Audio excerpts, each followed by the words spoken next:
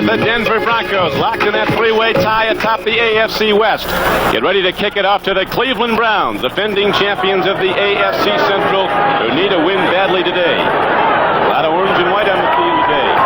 As the Cleveland Browns get back and ready to receive, here's Steinfort's kickoff. Dino Hall's going to field it on the run of the 15-yard line. He's to the 20, to the 25, and Dino Hall sees the lane, shoots up to the 35-yard line. So the Browns come out with good field position, their first possession of this game. They'll work with the great Ryan Seifert quarterback. Charles White and Mike Pruitt are the runners. Dave Logan, a native Coloradan from nearby Wheat Ridge, starts at one wide receiver position. Reggie Rucker's the other. And Ozzie Newsome, having a great season at tight end, goes there for the Browns.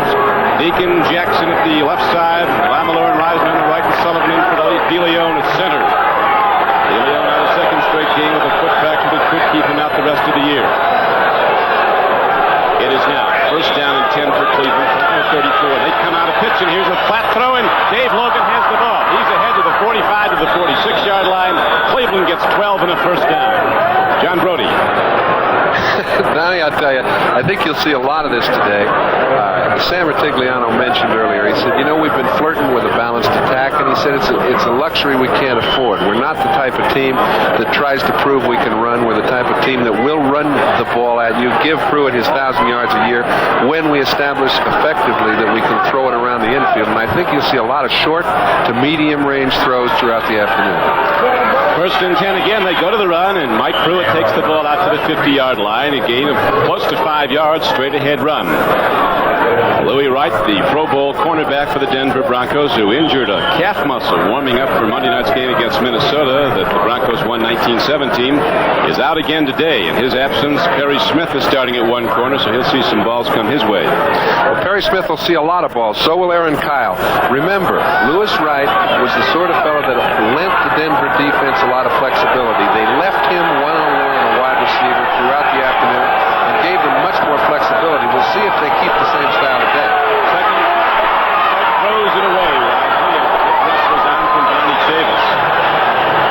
Ryan Seif this year has thrown for 12 touchdowns. He's also been intercepted 12 times. And the Denver defensive coaches, headed by Joel Collier, say he's the most dangerous quarterback in football when a play breaks down. Because he not only sees everybody that's out there, he gets to get it to anybody that's open.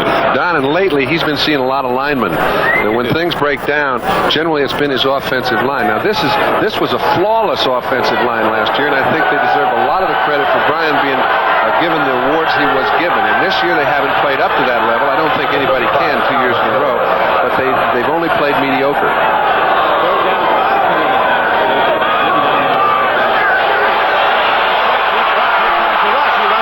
Gets the ball away, and Ozzie Newsome goes in the air, but can't hold down at the 30-yard line. Very nearly a big strike for the Cleveland Browns, but the Denver defense holds, and they'll get the ball for the first time, will the Broncos, on a punt. Don, we discussed the secondary may change a little bit today. Denver is a very simple defense, 4-3 in passing situations, once in a while a nickel defense. But you see their linebackers are tacked onto to the inside receivers. In this case, Ozzie Newsome. Bill Thompson that time is playing a nickel back. He's generally the strong safety. He'll follow him all over the field.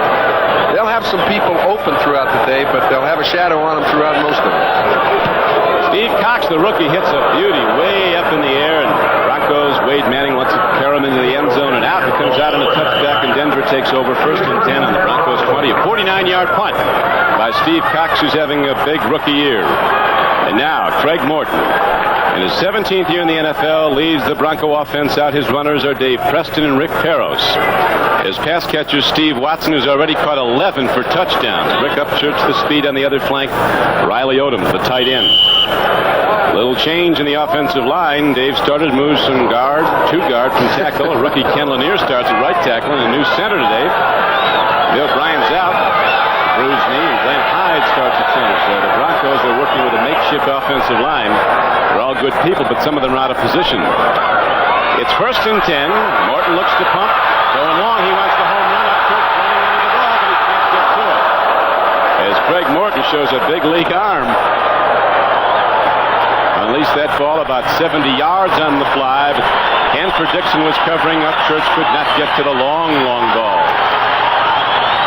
The Foot Thunder starts up. Rocky Mountain Thunder, the defensive front for the Cleveland Browns, has Marshall Harris, Henry Bradley, and Lyle Alzado returning to Mile High. Linebackers Don Good, Robert L. Jackson, Dick Ambrose, and Clay Matthews. Bolton and Dixon at the corners, Tom Darden and Clarence Scott the safeties for Cleveland. Broncos try to go long John, first play from scrimmage. They've got the gun to get it down there. Second down and 10 coming up. Odoms goes in motion. Here's the run. And Tony Reed coming into the game is knocked down on a good play by linebacker Robert L. Jackson.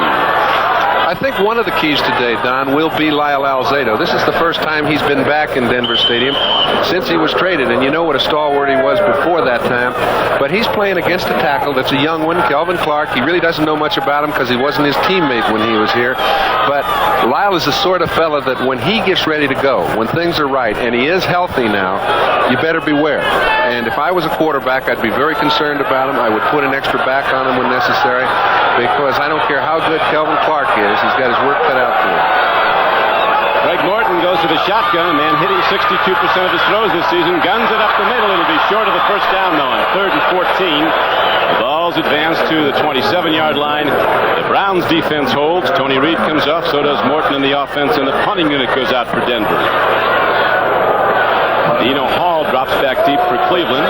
Browns coming off a tough loss last week at Buffalo, 22-13. They stand at 4-5 on the season. Denver Broncos at 6-3, the same record that Kansas City and San Diego has. At the moment, Kansas City's losing to the Chicago Bears.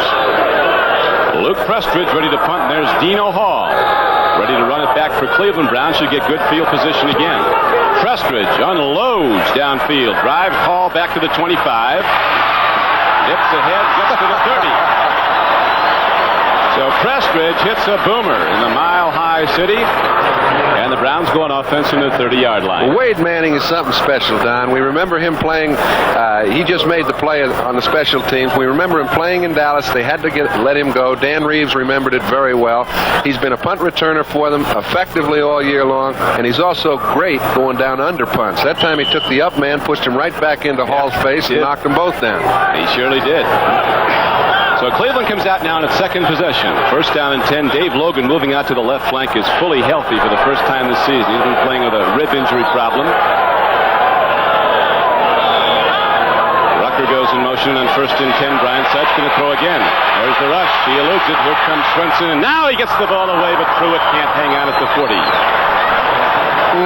Mike Pruitt was coming. Bob Swenson, number 51, was on the rush. This is a perfect example of what you alluded to earlier when you said Brian Sipe, when the play breaks loose and he gets outside the pocket, he's as effective as anyone. Very few quarterbacks could go back trying to get out of a fast rush and find a receiver, in this case Pruitt, who was coming open. Had Pruitt stayed in dead stride, he'd have run right under the ball. The Miami Dolphins, late in the 4th quarter, rallied for a touchdown. They have the best record in the American Conference as they beat New England coming from behind, and Detroit rallies to beat the Redskins in Washington 31-30. Final starting to come in from the east now. It is 2nd down and 10 for Cleveland. Missed play. Brian Sipe points, looks for a blocker, and gets out of bounds at the 32-yard line. I saw Brian pointing to Rucker, trying to get him to take Perry Smith. Well, if Rucker had known the ball was going to be fumbled, he might have done something about it. But he was in the process of running a pass pattern. This is the same sort of problem that happened a couple times last year. A little center, guard, quarterback mix-up. Center and quarterback practice, 10, 15 minutes a day over a period of 5 or 6 years generally, and they get it to where it's an automatic situation. And it just isn't, with Sullivan now playing center for the second time since he's been in the Browns. Now it's 3rd down and 9 coming up. Jerry Sullivan, 79, down over the ball. DeLeon on the sidelines, and here is Brian Sipe on 3rd and 9, standing in. He gets some time now. Gets it downfield, and Ozzie Newsome has the ball. He has a Cleveland first down as he gets to midfield.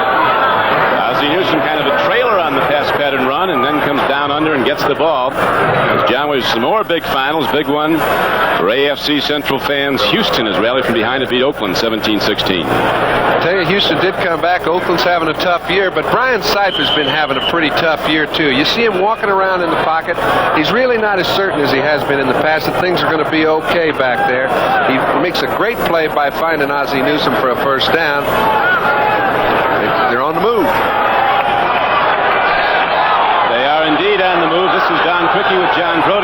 High Stadium. Cleveland with its second possession. Just got the big first down throw. Brian Sipe dials him in from fumbled snap, and Sipe picks up the ball and gets to the line of scrimmage. No score in the first quarter as another sellout crowd, 75,000 plus the 86th consecutive sellout. And there's the final for those of you who are watching the Oilers and the Oakland Raiders. John Reeves throwing late in the game with a touchdown that decided that to Mike Barber. 17-16 Houston. So the Oilers even their record at 5-5. AFC Central is going to come down to the last week. You can see that. Second down and 10 now coming up for Cleveland right at midfield. Ricky Feature comes wide right. Dave Logan at the top of your screen. Runners are Charles White and Mike Pruitt. Four-man rush. Sipe throws a home run ball. Ricky Feature's going for it. He goes up in the air. Harry Smith goes up with him. And Smith breaks up the play for the Broncos. I'll tell you, Feature made a pretty good play just to keep it from being intercepted, and that was a predetermined long ball. Now, you can't throw a long ball against a three-deep zone as you see them with four underneath linebackers unless somebody's playing it man-to-man. He called a play against a defense that he just could not make the play work against. Feature made a good play to get him back to the line of scrimmage. Brian mentioned to me earlier, Don, that he said, teams are having a little more trouble right now reading defenses, and he said, particularly me. He said, in the past couple of years, I felt like I had a clue before the ball was snapped, and he said, this year, I haven't played against any team, and I really know what they're going to do before the snap of the ball. That makes it a lot more difficult. Well, they're sure throwing a lot of different looks at him, tribute enough to his abilities in the MVP award. Sipe is almost picked off. Swinson, 51, had his hands on the ball on a third down play. Browns come up short, almost turned it over. Now their punter comes out. Okay, we got the secondary again. We've got Ozzie Newsome right over the middle. He and Reggie Rucker. The ball's thrown over Newsome's head into Rucker's and almost picked off by a very alert Bob Swenson. He isn't known as a great pass coverer, but don't let that fool you. The others are just so outstanding that him being a good one goes unnoticed. Well, he makes the play, almost the interception, and Cleveland has to punt for a second time. Steve Cox hit his first 49 yards. He gets a lot into this one, too. Wade Manning drifts back, signals for the fair catch, and the Browns get the hop and nail down the ball and go out inside the 5-yard line. So the rookie from Arkansas delivers a big hit with the punting foot for Cleveland, a 45-yard punt out of bounds inside the 5-yard line. And so with the score, Cleveland nothing and Denver nothing, we'll be back with the Broncos on offense after this. Hard. He really took a strike as he released the ball. Craig Morton, Tom Darden is covering on the play against Rick Upchurch, who's run 2 flies and first down now. Well, it might have something to do also. You know, quarterbacks have patterns just like everyone else. Morton has thrown a 95 and a 93-yarder to Watson for touchdowns this year. Now, you do that when you're backed up against your own goal line. He loves to go down the field from his own goal line, and on that occasion, had he thrown the ball well, Upchurch might have been gone. He did well to release it, though, because he really yeah, that's popped. Well, we just watched the ball, don't we? Here's a pitch back. Running with the ball is Dave Preston, and coming off to nail him, and some hard tackling was Tom Darden, the free safety, and the outside linebacker Clay Matthews was also on the play, and there's a penalty marker down. Game clock shows 9:21 to play in the first period. Nothing to count. Mile High Stadium is the Broncos looking to hold their share of first place in the AFC West. The team they beat Monday night, the Minnesota Vikings, was a victor today easily over Tampa Bay, so the Vikings continue to lead the NFC Central. Holding number 91 defense, first down.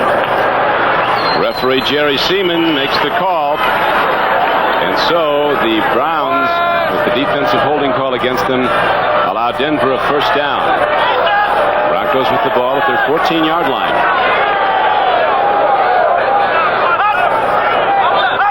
Egloff in motion on 1st and 10. Tony Reed looks for room to run. There's nothing there. He does well to shoot ahead and get maybe a yard or two. Matthews was there to get him. Cleveland containing Tony Reed, making him go right up the middle for not much. Tony actually had his best performance last week, and he hadn't played an awful lot in the early part of the year, and 37 rushes is not a lot for a Tony Reed, because when he's well, he can play extremely well. They're starting to insert him into the offense a little more than they had earlier in the season, and I think when he gets in stride, it will add a dimension to the attack of the Broncos that they really haven't had. They haven't had the outside threat that really keeps defenses honest. You'll notice everybody bunches up against the Broncos, and the Browns are no exception. These two teams had a great game, as you'll remember, John, at Cleveland Stadium last season. 1916, the Broncos won it. Randy Gradishar, their all-pro linebacker, ran bad at interception, 93 yards for a touchdown, and Steinfort kicked 4 field goals for Denver that day. That was at Cleveland Stadium. Now Morton, with the timeout on the field, comes over to talk to Dan Reeves, his coach, and we'll be back at Mile High Stadium after this. I'm Coleco's head-to-head electronic football. And I'm Mattel's football, too. I'm a one-player game, and I'm a two-player game. I'm only a one-player game. I've got a big playing field. Mine is smaller. I control my pass receivers. I can't. I've got running and passing formations. I just have one formation. I control my blockers. Blockers? Get Coleco head-to-head football with real two-player action. Why settle for less? This is Bryant Gumbel in New York. In Foxborough, John Smith's 34-yard field goal with 15 seconds left has pushed the Dolphins and the Patriots in overtime. They're deadlocked at 27. The Dolphins are in possession. The extra session starts. Let's go back to Don Quick. There's the Orange Crush, whatever that thing is. It's a glove, I guess. Oh, yeah. Oh, yeah. Broncos have the ball. Second down and 9. Just across their 15. Morton takes a look, swings in the flat, and goes to Rick Parros, who's fullback, and Parros gets out to the 23-yard line. Well-thrown ball by Morton against a rush. Good coverage by the Browns secondary. I tell you, it's one of the few times you'll see Craig come off to a back. Generally, when he throws the ball to his backs, he's doing it as a primary receiver. That time he looked down the field. He's trying to get Parros in a one-on-one situation. He got that. They actually had a successful play. They've got 3rd and 2, and that's not a bad spot to be. Look at this. Early in the second quarter, the Cardinals were beating the Eagles 10-7. Final score 52-10. Philadelphia wins today at St. Louis. It's 3rd down and 2, and Morton takes a look. Here comes the blitz. They pick it up. And first down, Denver, as Egloff is out across the 40-yard line out to the 41. Excellent play by the Bronco offense. They picked up the blitz. Morton had time, and he put a strikeout. You know what happens, Don? You get in a 3rd and 2 situation. You're down in your own territory. Now everybody's jumping down. This is Lyle Alzado just trying to create any sort of penetration on the other side of the line of scrimmage. When you get that, you're not going to get a good pass rush. So what does Morton do? He takes advantage of it. Egloff, who had a good ball game last week, is in a perfect situation to run a little corner pattern on a sneak situation. He does so. They pick up the first down. They've got good operating room. So now here's a pitch back. Dave Preston runs with the ball on 1st and 10, and he gets ahead from the 41-yard line all the way out across the 45. Let's see, there might be a free ball there, though. The Browns think they have it. Do you know what happened if it is a free ball, and they did get a fumble on the play? I don't know who recovered it, but Lyle Alzado caused it, clear on the other side of the field. Some of those Cleveland offensive linemen are walking out there to take a close look. To get right back in if they can. This happens so often in this league right now. If you don't see who has control of the ball, when the bodies start piling on top of each other, you're really lost, because by the time the official gets down there, they've been clawing at each other for about 30 seconds. It's the guy that comes up with the best claw. So San Ratigliano's Browns almost got the turnover. They do not. Broncos get a big gainer. Let's take a look at how the turnover almost occurred. This happens when you see a veteran that knows you just keep having to go at it. You never know what's going to happen in this game. He's really not in the play. All of a sudden, the back gets held up a little. He makes the play at the line, right at the line of scrimmage. The ball squirts out. Could have been a big play, only because the guy was hustling. He really was hustling, John. That maintained possession for Denver. Now it is 2nd down and less than a yard. They go to the run, and Parros gets ahead. First down for the Broncos. He's down to the Cleveland 47-yard line. This is a homecoming for a lot of Cleveland Browns. Wide receiver Dave Logan from Wheat Ridge and Colorado University. Alzado, of course, was the great defensive end here from 71 through 78. Played on the Super Bowl team of 77. Then to Cleveland. The New York Jets playing at Baltimore today. Colts out in front 7-3 in the first quarter.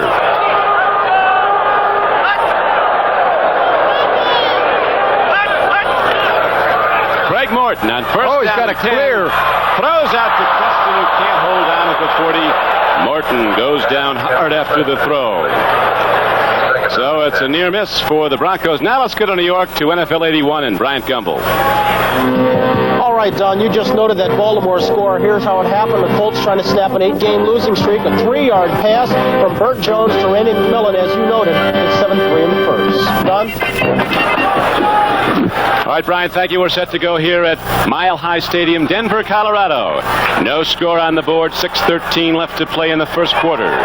The Broncos, 2nd and 10, go to the pass, and Morton stands in and drills the ball to the tight end, Riley Odom. And he's down to the 28-yard line. And I'll tell you, not only did Morton drill the ball, Morton got drilled, pal. He's been drilled an awful lot this season. We heard he didn't even practice until Thursday, and they're trying to put pressure on him. Here's Robert L. Jackson, one of the really outstanding pass rushers as a linebacker in this game. He finds a way to get to Morton late, and don't think those things don't take a toll before the day's over. I'm telling you, he's taking hits all day. The Browns are getting the rush, but it's coming just a little late. So Riley Odoms with an 18-yard gain has the Broncos in their best field position of this scoreless game. 1st and 10 inside the 30. Preston runs, there's nothing there. Alzado caught him, linebacker shot in the gap. Cleveland defense coming out fast off the snap of the ball.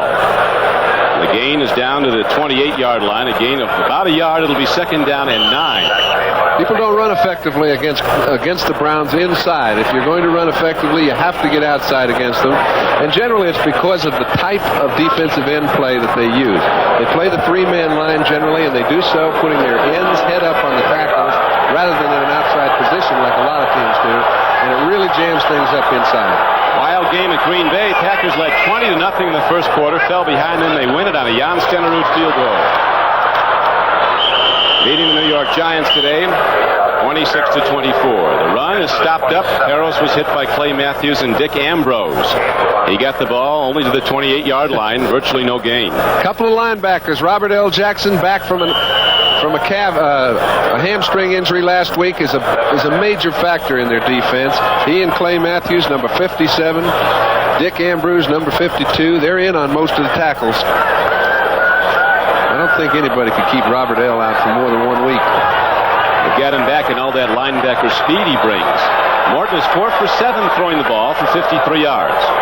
3rd down and 7 for the Broncos. No score. Here comes the blitz again. He puts one up, and that's going to end up in the end zone with nobody near it. Looked like Upchurch might have lost his footing. Talked Craig before the game as to about being the oldest player in the league. He said they've got that backwards. I'm the youngest. I tell you, that time it was just a miscommunication. They came with a blitz, and when you come with a blitz, you saw the audible at the line of scrimmage. A little miscommunication between Upchurch and Morton. Upchurch thought it was a hook. Morton thought it was a deep out or a streak. From what I can see, Upchurch was not right, or Reeves would be talking to Morton. Now Fred Steinfort. The best percentage kicker last year's had his problems this year. Not there, though. It's right through the middle. Freddie Steinfort drills a beauty right through the middle, and the Broncos take the lead 3-0. 3:58 to play in the first quarter. We'll be back with the Denver kickoff after this.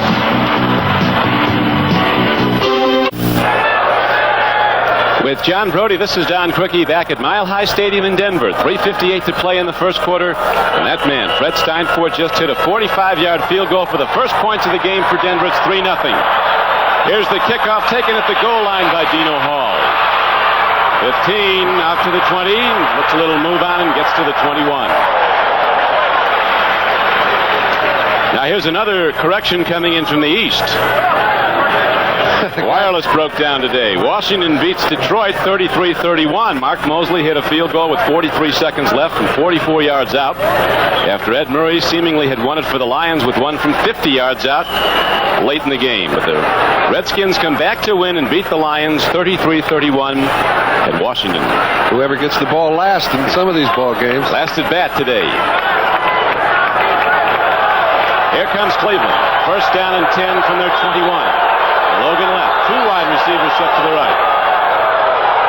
Walker and Newsom also splits out there. They go to the run. Going hard up the middle. Not much yardage as Cleo Miller. Penalty markers are down. Don't know if he was pulled offsides, but a couple Denver linemen jumped in the neutral zone. So Brian Sipe now, John, gets a play call that all quarterbacks like. First down and 5. You bet. What you try and do is you design plays to pick up 5 or more yards on first down. If they're going to give it to you, just Offside, number 72 defense. Just sets things up a little easier, and I'll tell you, they need a few more breaks, because right now Denver's giving Cleveland nothing.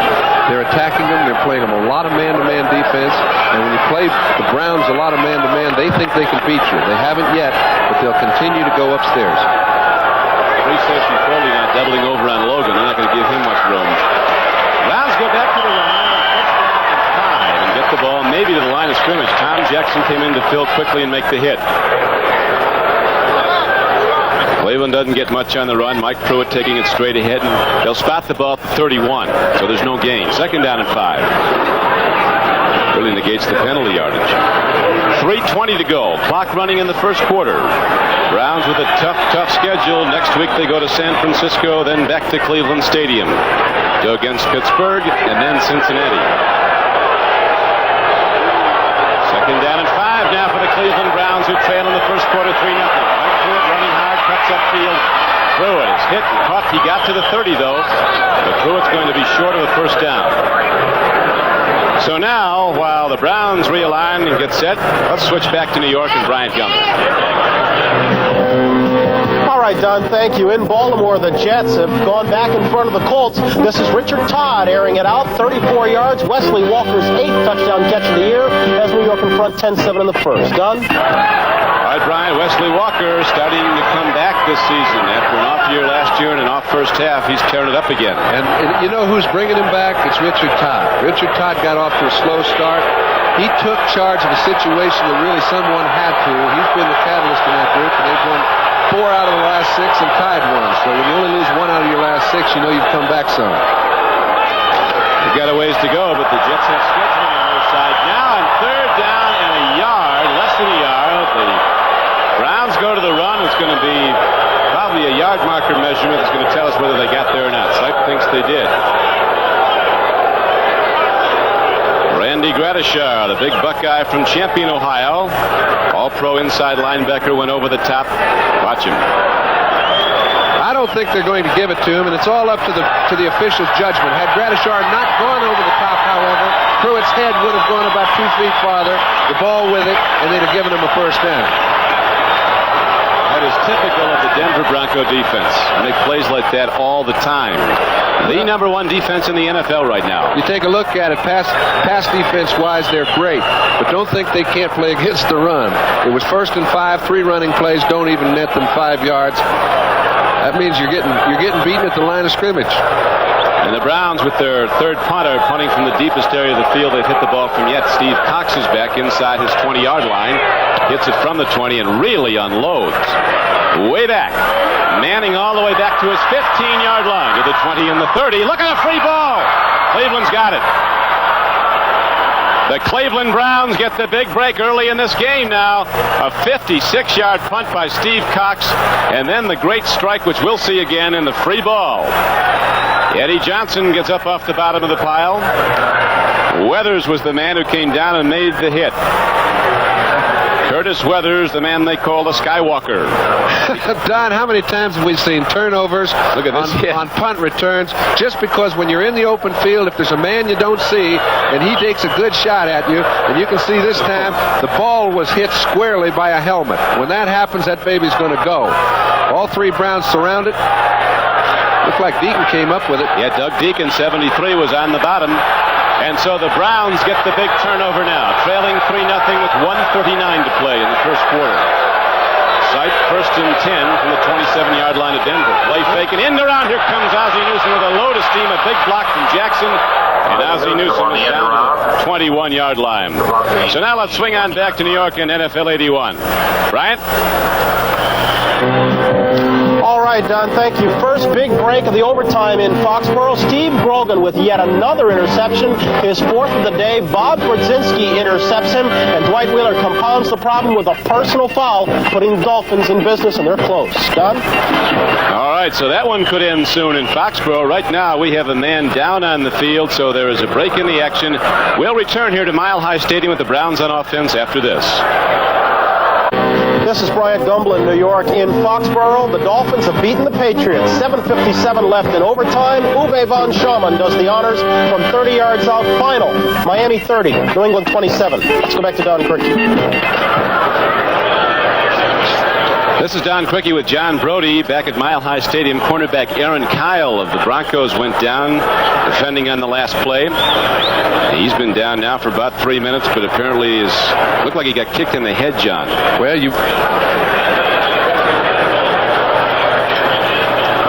We'd like to welcome those of you who've been watching the New England Patriots and the Miami Dolphins. The Dolphins winning in overtime on a Uwe von Schamann field goal from 30 yards out. This is Don Criqui with John Brody at Mile High Stadium. Man down is cornerback Aaron Kyle of the Denver Broncos. We'll watch the play in which he was hurt a moment ago. I'll tell you, and the problem is they're already short at cornerback with Lewis Wright being out, but take a look at the head. He got kicked in the head by the foot of the running back. When that happens, those helmets don't protect against everything. Now they're down to where they're using both their second-string cornerbacks. I don't believe Aaron's going to be okay for a while. Just getting up now. Danny Reeves, his coach, looking on. He brought him in from Dallas. All right, this is a simple little reverse play, but a simple little reverse play when it catches everybody going one way, gets them all going the other. The flow's all coming toward him. He makes a fine play. They pick up only 4 yards or 5 yards on it. It's a big sacrifice. Good to see Aaron Kyle back up. Broncos snuck him. Cowboys thought they could put him through on waivers and nobody'd notice. Denver grabbed him last year. He's been a starter. So Aaron Kyle goes off, and the Pro Bowl cornerback Louis Wright is out for a second straight game after injuring a calf muscle. Perry Smith has played exceptionally well so far early in the ball game. They've tried him 3 or 4 times. They've come up empty. Dennis Smith is coming in now, John, the top draft choice from Southern California. Number 49 playing in the secondary. Well, he's a good player, and people don't know quite how good he is yet. But I know that some of his backfield partner last year at SC, Ronnie Lott, turned the San Francisco 49er defense completely around. So because he's young doesn't mean he's not able. They'll try him, but they may or may not go well. He's going to the challenge. He's moving right up on the wide receiver. You know Site's going to be looking that way. Second down and 4. Run. Throw it. Takes it right up the middle for a Cleveland first down. Well done by the Browns. Got some great trap blocking up the middle. Delam Allure, 64, with a big block. And the Browns get the first down. They're down now inside the 15-yard line of Denver with 42 seconds to play in the first quarter. The Broncos in the lead 3-0 on a 45-yard field goal by Fred Steinfort. You know, Don, what is strange is we saw the Browns, when they decided to run the ball against the Steelers back in Pittsburgh, they took off, and it was in their game plan to start out running the ball. They did so as effectively as I've seen anybody all year. They expected to throw the ball early in this game and hadn't really run it effectively. If you don't work on it in practice, it's hard to execute. First and 10, a throw in the flat. The ball is caught. Coming down with its Cleo Miller. He's inside the 10-yard line. Sipe checks everybody out. End zone people were well covered by Denver. And out in the flat he goes to Cleo Miller, and the Browns are closer to the Bronco end zone. We mentioned, Donnie, that they're going to try Dennis Smith. Sure, it's only sane that they do. But here they're in a zone defense. Now, very seldom does a good football team play the zone defense. He goes down with Newsom for a while. His responsibility is to come off on the back. He did so on Cleo Miller, but not before he picked up 5 yards. So the ball is inside the 9-yard line of Denver now. Second down, 5 for the first down. Logan and Rucker go to the right. Back to the run, right to that same play up the middle to the fullback. Mike Pruitt takes it down close to the 5. He's one of the fastest Cleveland players, John, as you know. Jim Garrett, the offensive backfield coach, says it looks like an optical illusion, a guy that big running that fast, but he's a 4.40. Right, and right now it's an optimum situation for Brian Sipe. They've got third down, 1 foot to go for a first down. They'll be inside the 5-yard line. They could do it. They could get into the end zone without putting the ball up. We'll open your eyes. Before I swing for the bleacher seaties, I get the Edie's for my Wheaties. Before I slam my gorilla donkeys, I get the Edie's for my Wheaties. The Edie's for Reedies, that undeniable, irresistible urge for the crispy, crunchy, whole wheat taste of the breakfast of champions. Before I put on my little cleaties, I get the Edie's for my Wheaties. Part of your good breakfast.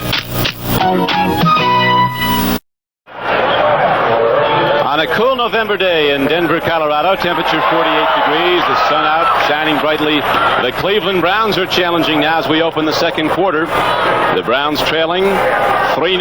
The Baltimore Colts have rallied now and come from behind, and they lead the New York Jets 14-10. Big play for Cleveland. They haven't done much offensively. They've got it on the 5-yard line. Third down, about 1 foot to go for a first down. Offensive line play. Third down and less than a yard, and here's the pitch back. Pruitt turns upfield and just bulls his way inside the 5-yard line. A penalty marker comes in from off the play, though. Penalty marker in. Right now, let's switch back to New York in NFL 81. Ryan? All right, Don. In Seattle's Kingdome, a pair of quarterbacks have hooked up for the Steelers. First-string quarterback Terry Bradshaw, the third-string quarterback Mark Malone, doubling as a wide receiver, a 90-yard hookup. It's 14-3 Steelers. Don? It's tough to get playing time on that Pittsburgh team. QBs go to wide out, and they catch a 90-yard ball. There's a penalty if Jerry Seaman, the referee, signals a face mask penalty. Personal foul, face mask, number 53 defense, first down. Bradshaw, I didn't know he ever committed a sin like that, huh? Not often, at least when they catch him. So now the Browns have it first and goal, just about point-blank range at the 2-yard line of Denver. 14:54 to go in the first quarter. High set in the backfield, the up back. Brian's trying to convince Ozzie Newsome to get in, either get wider or get in tighter. Sort of mistake you don't like to make down there. He doesn't want to get taken out of field position either from the 2-yard line with a delay penalty. So Sipe calls and uses one of the 3 timeouts, and we'll be back at Denver after this.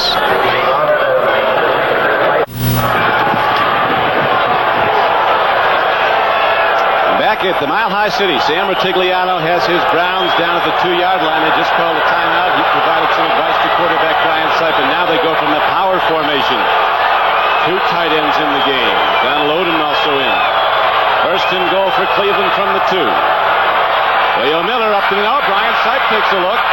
Turns the corner. The ball is slapped away. And a penalty marker goes down. Sipe might have been hit out of bounds.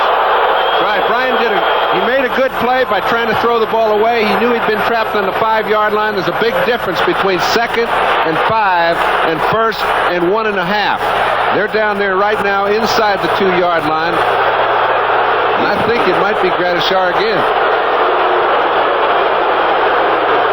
That guy's having a tough day. Got him twice now. So the Browns get a free down on that one and get the ball. Roughing the passer, number 53 defense, first down. Tell you what it tells you, though, Don. He's around the ball. He's always where the guy has the ball is. Perfect snap. If he'd given it to Cleo, he'd have been in. Gradishar is one of the best players at his position ever in the league. Watch Gradishar. Now let's see number 53. The ball is gone. And we're back on the field. First and goal for Cleveland from inside the 2-yard line. Elvin Hill goes in motion. Cleo Miller looks for the end zone and crawls down close, but not in. I kind of expect Brian Sipe to run a quarterback sneak right now, and only because Randy Gradishar is playing about 5 yards deep in the end zone. He's doing that because he's trying to anticipate the snap count, get a good running start, break through a crack, and bring them down for a loss. It's the only way they can really survive down here, and it does open up a potential quarterback sneak play. Well, let's see. Brian Sipe brings him out. Second down and goal for the Cleveland Browns inside the Denver 2.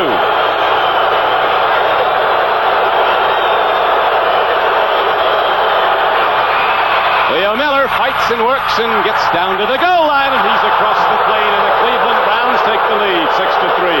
There is a penalty marker, but I do think that the right side of the Denver Bronco line jumped off sides before the snap of the ball. Cleveland's had so many first downs in this drive. Defense, penalty decline, touchdown. The yards didn't come easy that final yard and a half, but the Cleveland Browns get it.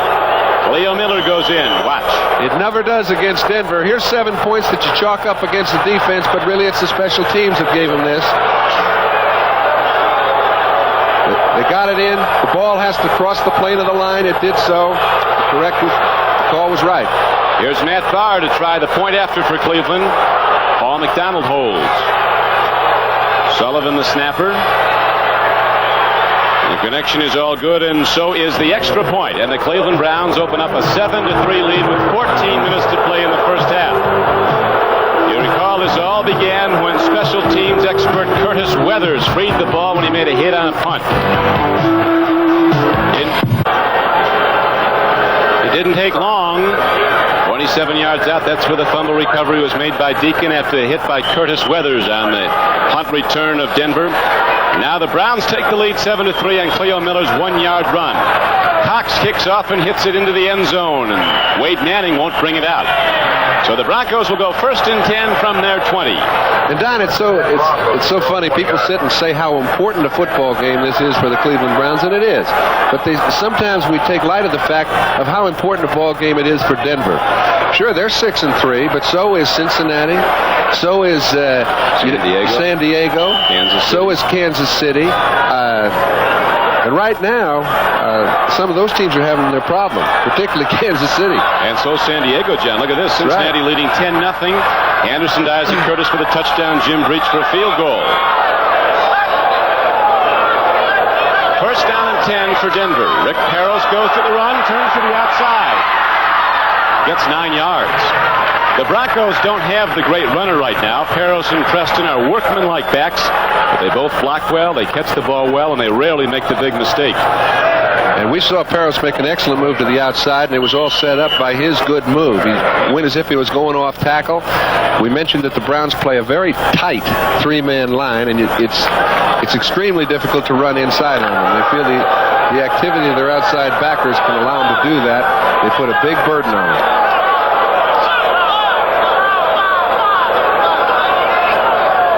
Split in the backfield, and 2nd down and a yard. Egloff in motion, comes upfield to block. They go to Tony Reed, and he's ahead for a Denver first down. 13 minutes to go in the first half. 7-3, Cleveland leads the game. Don Good was on the tackle for the Browns.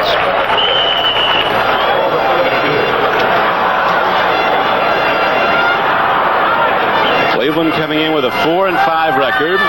Houston upped its record to 5-5 with a win by 1 point today over Oakland down in Houston. Steelers leading at Seattle. They'd go to 6-4 with a win. And Cincinnati, the divisional leader, leading 10-0 at San Diego at the moment. Handoff, no, Morton play fakes, pumps and throws out of the backfield. Comes Parros, gets the ball, dives out to the 40. 9-yard gain. Don, there's a play. People sit and say, Craig Morton does get too many sacks. He's had 33 already this year. And what you do is you give up a few things for the added pluses that you create by holding onto the ball to the last possible second, giving your backs a chance to run their routes, your wide receivers the same thing. Look, he hangs right in there. Boy, standing tall to the last second, throwing the ball over the top of on-rushing linemen, and he's been about as effective as anyone doing it. These guys aren't in very good shape offensive line-wise anyway. If Dave Studdard's down there in trouble. Dave, a big tackle from Texas illustration of how the line problems have gone. He started the year as the starting left tackle. The injury to Claudie Minor, he moved to right tackle. The injury to Howard, he moved to right guard today. Now he's going to move to the bench for a play at least. Well, I think what it really exposes about Studdard is that he is so flexible. He can play all the line spots. You have to really, in order to be an outstanding lineman, know what all the responsibilities are, but to be adaptable enough to play them all effectively is a real plus. He's a fine athlete. Him getting hurt is not going to help Craig Morton or their offense. He was a real find. The price was right. They got him as a free agent from Baltimore, cut by the Colts. And you can see Dan Reeves is a little concerned. Dan Reeves lamented his mistake Monday night, gambling on 4th down, but it did not cost his team a game, and so they maintained their tie at the top with those other two AFC Western rivals, Kansas City and San Diego. Now it's 2nd down and 2 for Denver. Broncos trail the Browns 7-3, and here's the sack as the Browns come with the blitz. Penalty marker comes in after the play. It's the hold call. Cleveland had some guys flying there. Robert L. Jackson looked like... Yeah, but Robert L. got off very quickly. He's clapping about something. Hold. It had to be, because there was no undue action on the part of the Browns in that particular instance. Alzado was at the bottom. Robert L. about midway up on Craig, and... Earl Campbell, John, goes over 1,000 yards, huh? Well, you know he's going to go over it. You just don't know when it's going to happen. Took him 10 games. He could easily go over 2,000, but... Holding, number 73 offense, declined. Kelvin Clark, the left tackle. He was the left tackle, but they're moving people around so much. He's the left tackle today. Ken Lanier, a rookie from Florida State, starting at right tackle. And Studdard's right knee, we get the information that it's the one that's banged up, and they're checking it right now, so whether or not he'll be back, we don't know. Paul Howard, the normal starter, is back in then at right guard. Second consecutive sack for the Cleveland Browns. Alzado comes through. Morton leads the ball. He knows how much it costs a team in points. The way the computer breaks it down when you throw the interceptions, much less when you take the sack. Well, you know, Craig and Lyle are very good friends, but I think Craig would just assume they didn't get together out here quite so often. Lyle's been in his face 3 or 4 times in 2 plays in a row. Lyle is a full load today for Kelvin Clark, left tackle for Denver. A lot of people here probably do, some do not. Yep, Lyle's aware of that. When Lyle's healthy, he's a problem for anybody, and he's healthy. Luke Prestridge ready to punt the ball.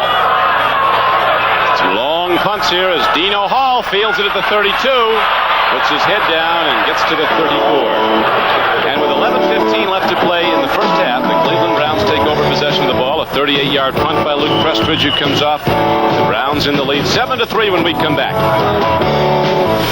High Stadium, the Cleveland Browns lead Denver 7-3. Sam Ratigliano, the Browns coach, said, those who said we're out of it at this point are wrong. We're going to be there in the end. The Browns backed up and fighting today. They've come back to take the lead in this game.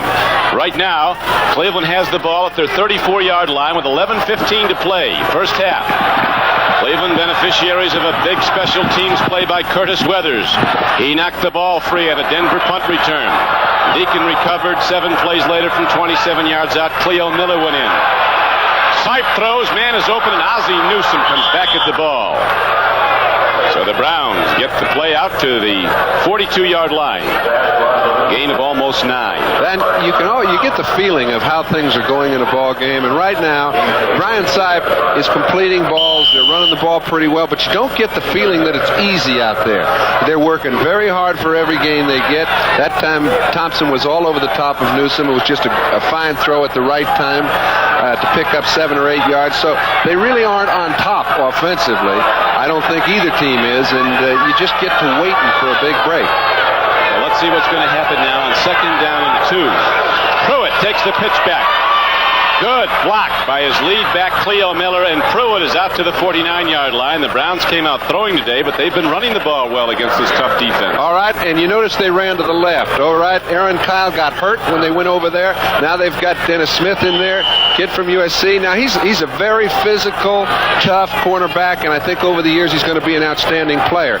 But when you're concerned about somebody's throwing attack, as you have to be when you play against Cleveland, it does take something away from the contain. He was responsible for the contain. Pruitt got around it and picked up 7 or 8 yards easily. You get the first down, and they're out close to midfield now are the Cleveland Browns. On 1st and 10, Sipe stands in, loops one over the middle. Pruitt takes it, takes a beating, gets some yards, about 3. Randy Gradishar knocked him down. Brian Sipe came into the game with almost 2,500 yards passing this season. One of the leaders in the league. Right now, we pause briefly for station identification. This is the NBC television network. This is KOA TV, Channel 4 in Denver. So here we go. Cleveland 7, Denver 3, 2nd quarter. 9:15 to play in it. Browns in the lead 7-3. Brian Sipe throws, and it's tipped away. Last year, you remember, he ran one back 93 yards against the Browns. They proved to be the deciding points. Now, the Broncos get the big turnover.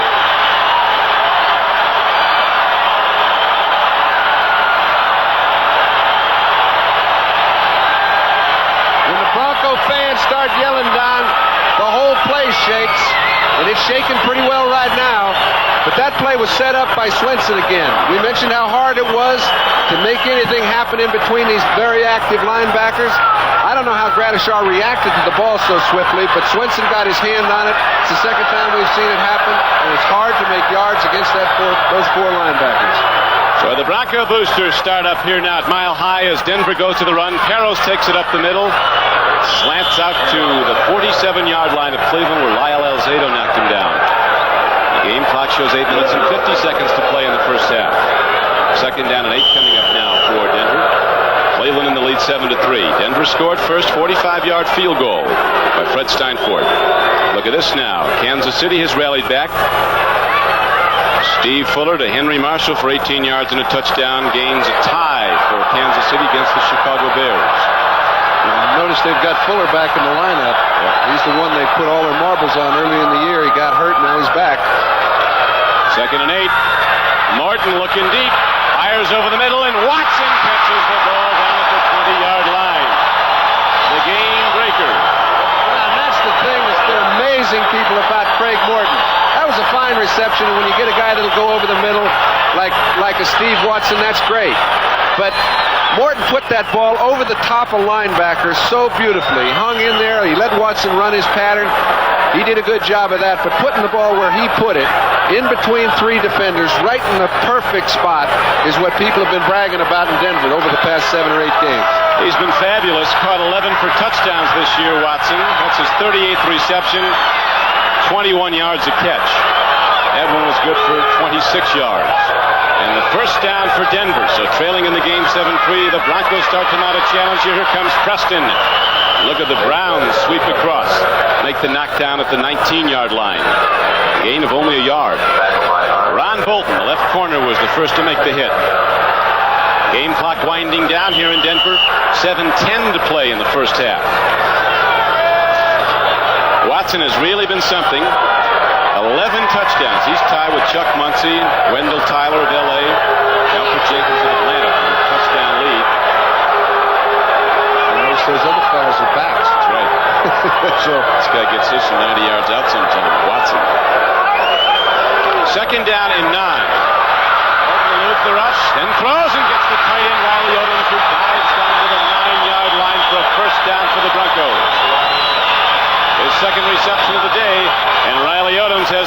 Broncos first and goal. Riley Odoms has been a mainstay at tight end in Denver for so long, you almost forget him. As a matter of fact, I get the feeling that in their offense, they sometimes forget him and don't use him as much as they should. He comes up with big plays time after time. He's been one of the top 5 or 6 tight ends in this game for the last 8 or 9 years, and he always seems to be there when you need him. He is big, too, John. As you know, if they list him at, but he's got to be 250. Got him at 235. He used to be. He was at 235 in 8th grade. First down and goal from just inside the 10. Here's the run. Preston moves to the outside. Good movement by the Brown linebackers. Clay Matthews, 57, and Dick Ambrose, 52.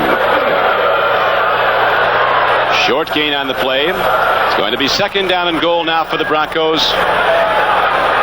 Don, do you remember we said something earlier when Brian Sipe had it first and goal, or third down and about a foot, just about the 5-yard line? It was an optimum situation for a quarterback to call plays.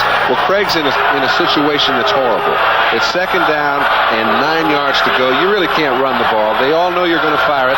If you don't have some great execution down here, you have to settle for 3, and right now the Bronx do not want to do that. No, they do not. Second down and goal from just outside the 8. Cleveland leads second quarter 7-3. No markers yet. Running high with the ball is Tony Reed. A good head-on tackle is made by Cleveland's defense. Clarence Scott comes up from the strong safety. So the Browns hold again.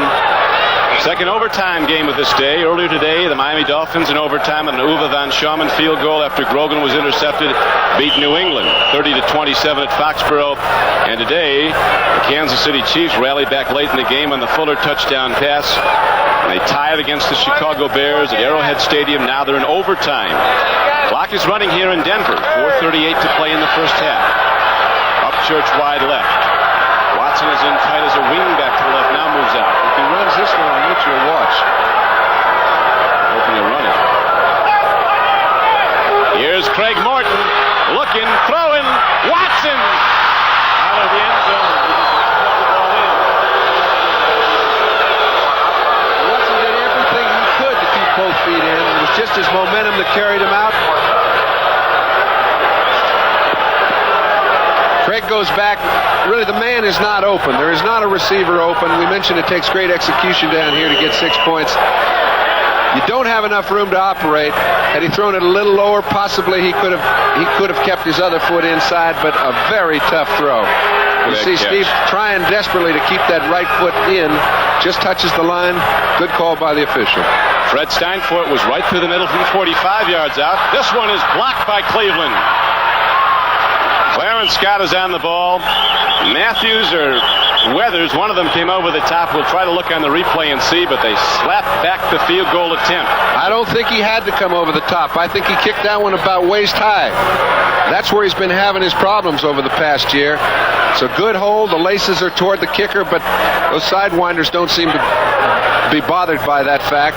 This ball just did not get up. You do know something about holding, having done that for, what, 17 years? Yeah, and that's about all I did for 4. We'll be back at Denver after this. He's the working man, forging dreams with fire, building. Cleveland Brown defense, which has a reputation for bending but not giving up the big play, holds here after the Broncos got the ball on the Randy Gradishar interception. Broncos take it all the way down inside the 10. Stop there, and then the low field goal kick by Steinfort. Slapped back, and Cleveland takes over the ball at the Browns' 11. Cleveland leading 7-3 in the second quarter. Cleo Miller runs and gets out to the 15-yard line.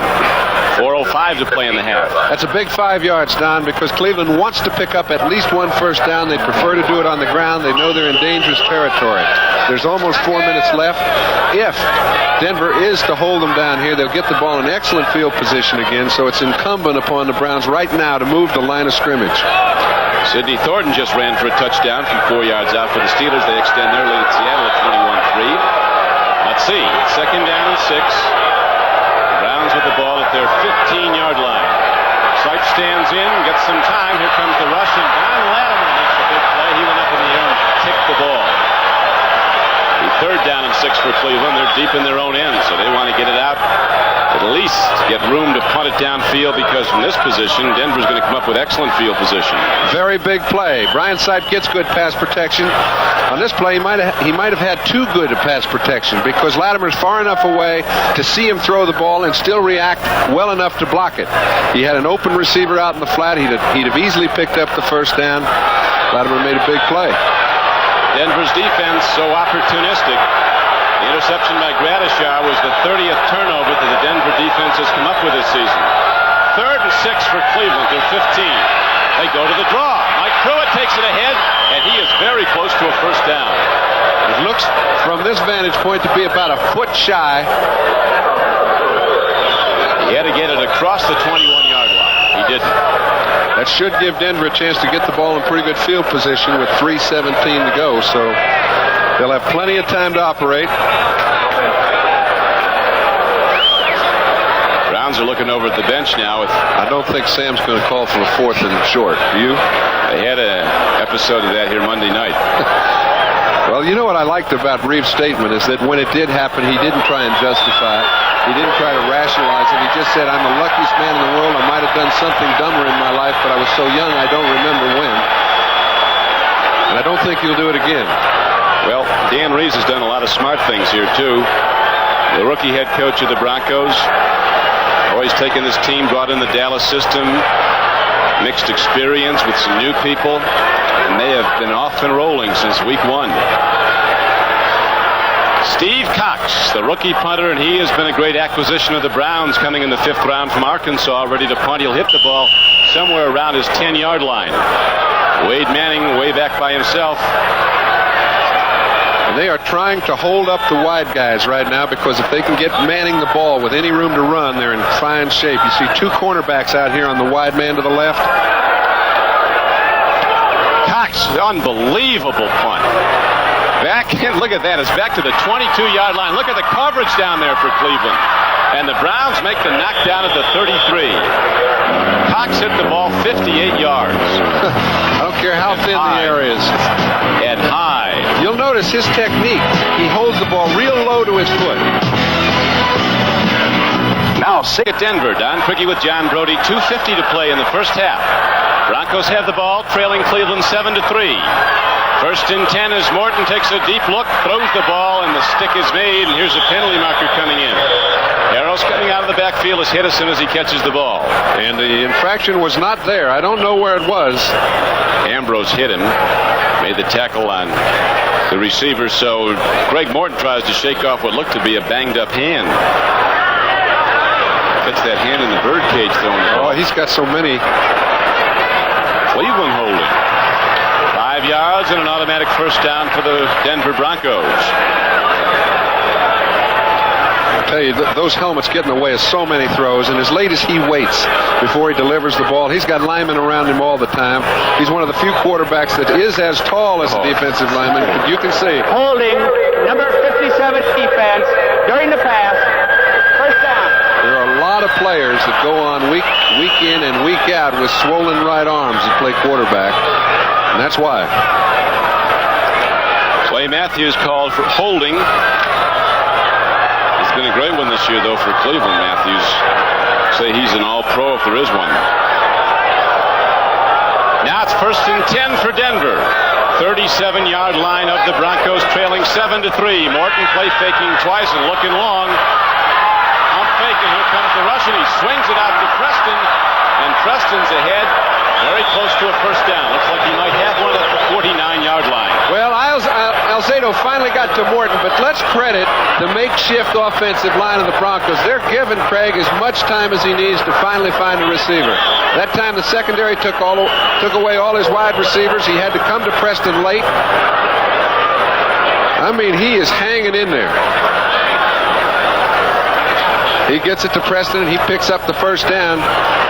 Somebody's down out there, Donnie. I can't tell, but it looks like Egloff to me. Yeah, Ron Egloff is down. So we've had some battered troops in this one early in the game. Most of them have been Broncos. 2:20 left to go in the first half. Denver trailing the Cleveland Browns 7-3. Browns playing last year's East Division leader, or winner, Buffalo Bills this week. at Denver, next week at San Francisco. Then back at Cleveland Stadium to play the Steelers on November 22nd.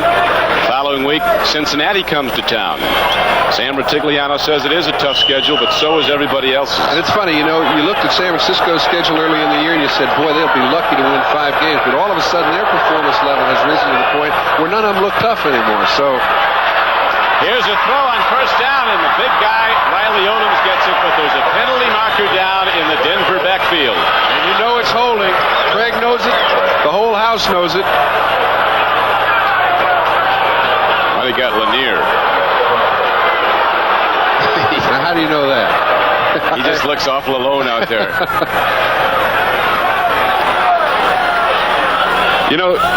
In the last couple minutes of play, Don, and we're getting down to the 2-minute mark right now, defenses play, they do guard their goal line. They have a tendency to drop off a little more. Take a look at this defense. Now, throughout the afternoon, these fellas have played it a lot tighter than they're playing it right now. What this does, this is the old prevent defense. This allows a quarterback, in my opinion, to lick his chops and say, good, because you don't have to throw it very far to get it down the field very fast. I think they ought to take that prevent defense and stick it in the file. It's amazing how teams move the ball against the prevent defense. Yes, sir. That's why people always say, well, why don't they play the same way for 60 minutes that they do in the last 2? And it's because of what the defense does. I want to ask you after this play, John, about the shotgun which we're watching now. What are the disadvantages? It would seem to give the quarterback every advantage. Number one, more time. Good defensive play by Judson Flint. Extra defensive back in for Cleveland, stripping the ball from Riley Odoms. What is the best advantage or the disadvantage of the shotgun? Well, I think it hurts a guy that likes to throw the ball very swiftly. We'll get back to it in a minute, Don, because there are some factors that are not to the quarterback's advantage. Right now, there's a break in the action here at Mile High Stadium in Denver, Colorado. We'll be back as the Broncos have the ball, 2nd and 20. Appreciate the public service by the National Football League. Now, John Brody, more on the disadvantages of the shotgun. Well, I think they've been discussed in great detail, but I don't think people have brought up the fact that what you do is you lose all of your quick receivers. Now, in Craig Morton's case, he doesn't throw the ball to his back swiftly anyway, so I think it helps him. But for a lot of quarterbacks, the tee gives you a chance to hit these guys that come open real quick. Martin throwing long. He is inside the 30 and down to the 24-yard line. That was a defensive flaw. Right there, they had nobody on the right third deep defensively. Morton, this is an advantage of the shotgun, Don. It allows the quarterback to see any flaw in the defense that develops from an assignment breakdown. He was quick to spot it, put the ball to Preston. And I mean, that is a big play. Take a look. Here's the secondary. The man on the right, the man on the right coming down with the wide receiver thinks that he's in the short zone. He has to be deeper than that in order to be effective. They divide that zone into thirds. That time they only had 2/3 of it handled. 37-yard gain on the play, so now late in the second quarter, the Broncos are challenging inside the 25-yard line of Cleveland. Here's a throw, another big gainer as Riley Odoms comes out. He's not done yet. Riley Odoms is finally whacked out of bounds at about the 3-yard line. They're going to rule him out at the 5. It's okay. What do we say? When they really need something big, they come to Big Riley. Boy, that is a man, isn't it? Steve Watson has allowed Riley to get open a whole lot more often than he did before Watson came to town. They have to concern themselves with Steve. When they do so, Riley flows underneath. Morton puts the ball right where it has to be thrown and almost runs it in. We've been here before. He just knocked over a big linebacker and done good. So I agree. I think he does weigh 250. All of that. And he can run. And now it is 1st and goal for Denver from the Cleveland 5. Browns lead the game 7-3, 1:41 to play in the first half. Up the middle, Rob Lytle carries. He got down to the 4-yard line. Rob Lytle, a native Ohioan. Born and still lives in the offseason in Fremont, Ohio. And he went to Michigan. That's right. I tell you, his alma mater came back pretty fast yesterday. They needed the tote board. Down 21-7. What, they win 60-something to 21? 70. 70.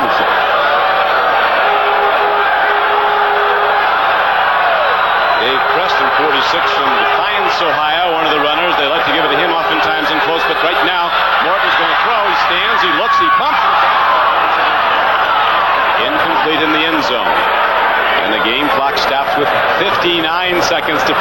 first half. Egloff ran a very nice pattern. Craig waited long enough, just missed through it. He's supposed to come to the corner. The corner is covered. He makes an adjustment during the pattern, gets back underneath Bolton.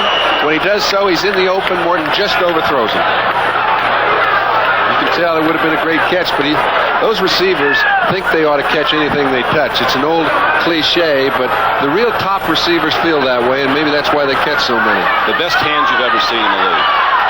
I would say David Parks is, had the best I've ever seen. Gene Washington. Of course, I'm always going to be a little prejudiced towards the ones I played with, but Ted Qualick is right there. Here is Morton throwing into the end zone. Watson catches his 12th touchdown ball of the season.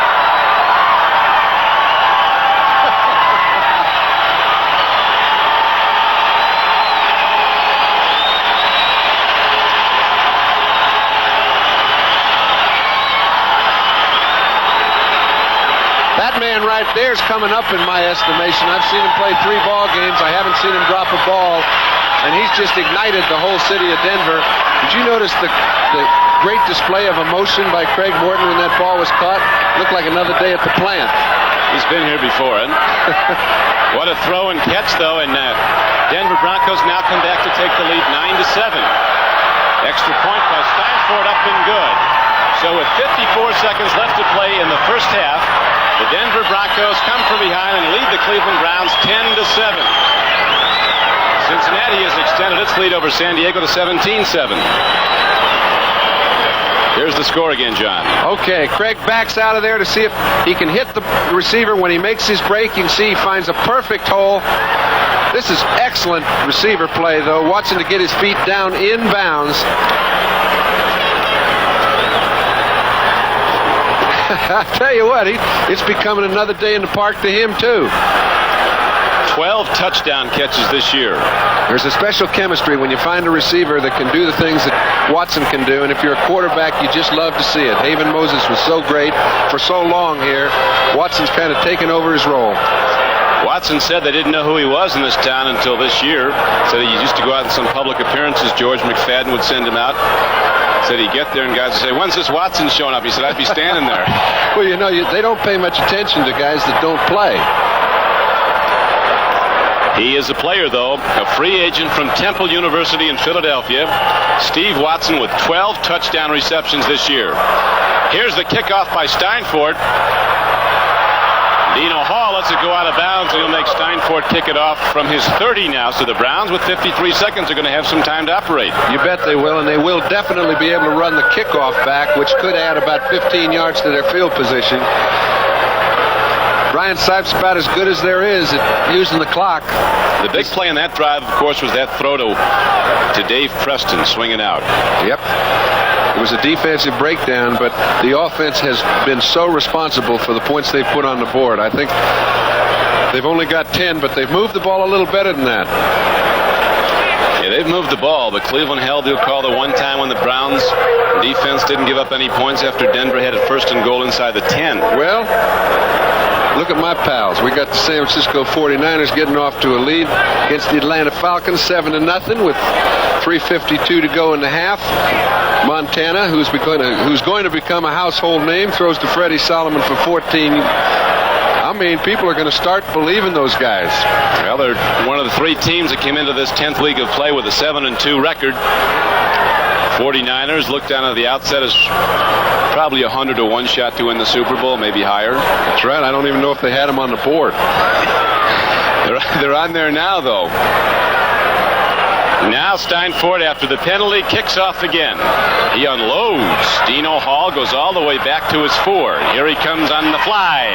To the 20s, got some more. To the 30. Out to the 31-yard line. And with 49 seconds to play in the first half, the Browns go on offense, trailing in the game 10-7. Cleveland's score came after a fumble. Recovery by Deacon. 7 plays, 27 yards. Cleo Miller was the man who scored from 1.5 yards out. Now Brian Sipe and the Browns offense will be pitching without the huddle. They get one here because the clock is stopped, but they'll be going into alignment after the completions without a huddle. 1st down and 10 at the 31.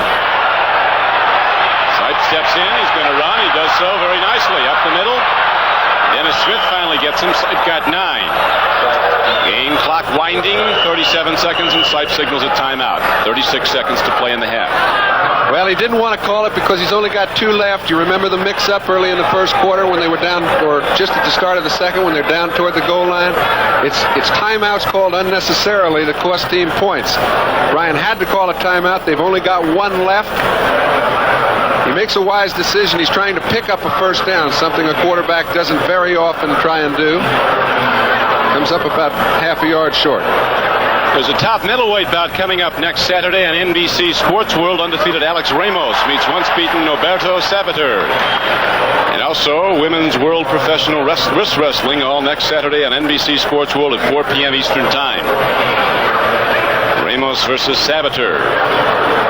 Right now, we have 36 seconds on the game clock here in Denver. Cleveland trailing the Broncos 10-7, looking to get in at least field goal position. It's got to be fairly close because their man, Matt Farr, is a long kicker. Well, you'd say things look pretty good for them if you just take a look at it on paper. But the 2 cornerbacks who are in replacement of both Kyle and Lewis Wright are playing very well. They're in a double zone defense is what they've been using with 2 free safety men back there. They put both their corners up on the wide receivers tight, and it gives them a little help deep because Foley is one of the best center fielders in the game, and Bill Thompson, a veteran, plays any defense you put him in effectively. So it's not easy. They don't leave those guys alone out there. 2nd and 1. Time is the big element now. Sipe looks, throws in the flat. It's completed to his fullback, and Mike Pruitt gets out of bounds at the 46. Game clock down to 30 seconds. That touchdown reception by Steve Watson of Denver, his 12th of this season, ties a Denver team record that dates all the way back to the first year of the Broncos, when they had the vertical stripes on their socks. 1960, Lionel Freight Train Taylor caught 12. Who threw him to him? Stan Heath? Who was the first guy? I don't know. Probably Frank Trapuka. We have a guy named Sanji.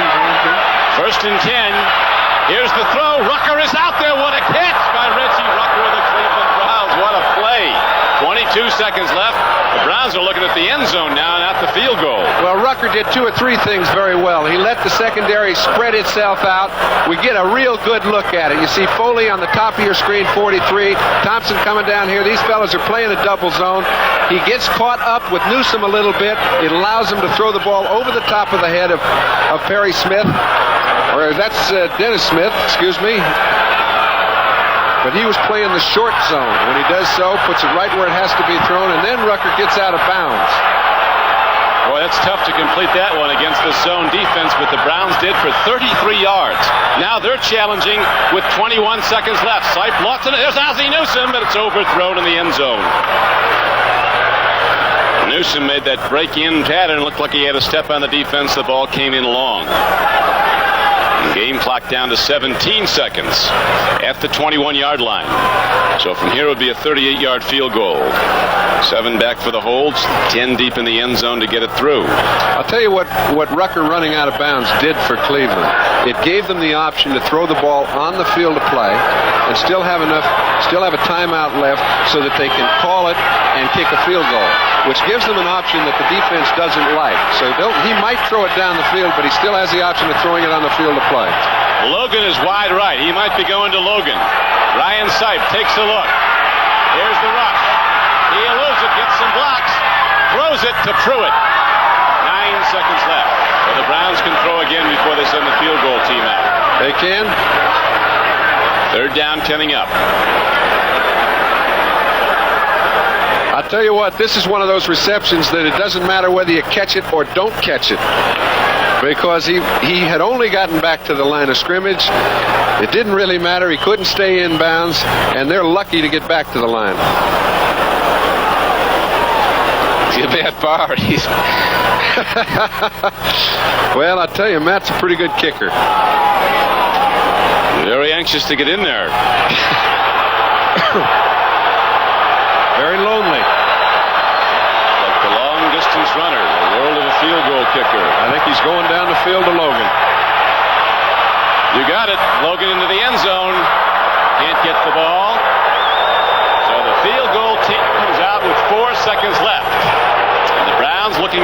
38-yard field goal attempt by Matt Barr that would tie the game at halftime. Well, you know, a guy like we talked about personalities, when it's really down, he loves to go to Dave Logan. Dave Logan is healthy now. He makes every effort he can. Perry Smith played it beautifully. A slight angle to Matt Barr's right. McDonald the holder. 38-yard attempt. The Foot Thunder starts up at Mile High Stadium. They want Matt Barr to be thinking about other things. Great kick. Long enough, but it swings wide. It's no good. Looked great, not very effective. Now he started out with all the leg he needed, but it came wide, and so the Browns come up empty at the closing play of the first half. At halftime, the Denver Broncos hold to a 10. Back at Mile High Stadium, score at halftime is the Denver Broncos 10, the Cleveland Browns 7. Don Criqui with John Brody. John, it's a very important half for the Cleveland Browns. They've got to win this game to stay in the running. Their whole season could go down to the next 2 quarters of football. And I think what even makes it more important, Don, is the fact that if they can get to 500, they stay within 2 games of Cincinnati, because it looks like Cincinnati's going to beat San Diego.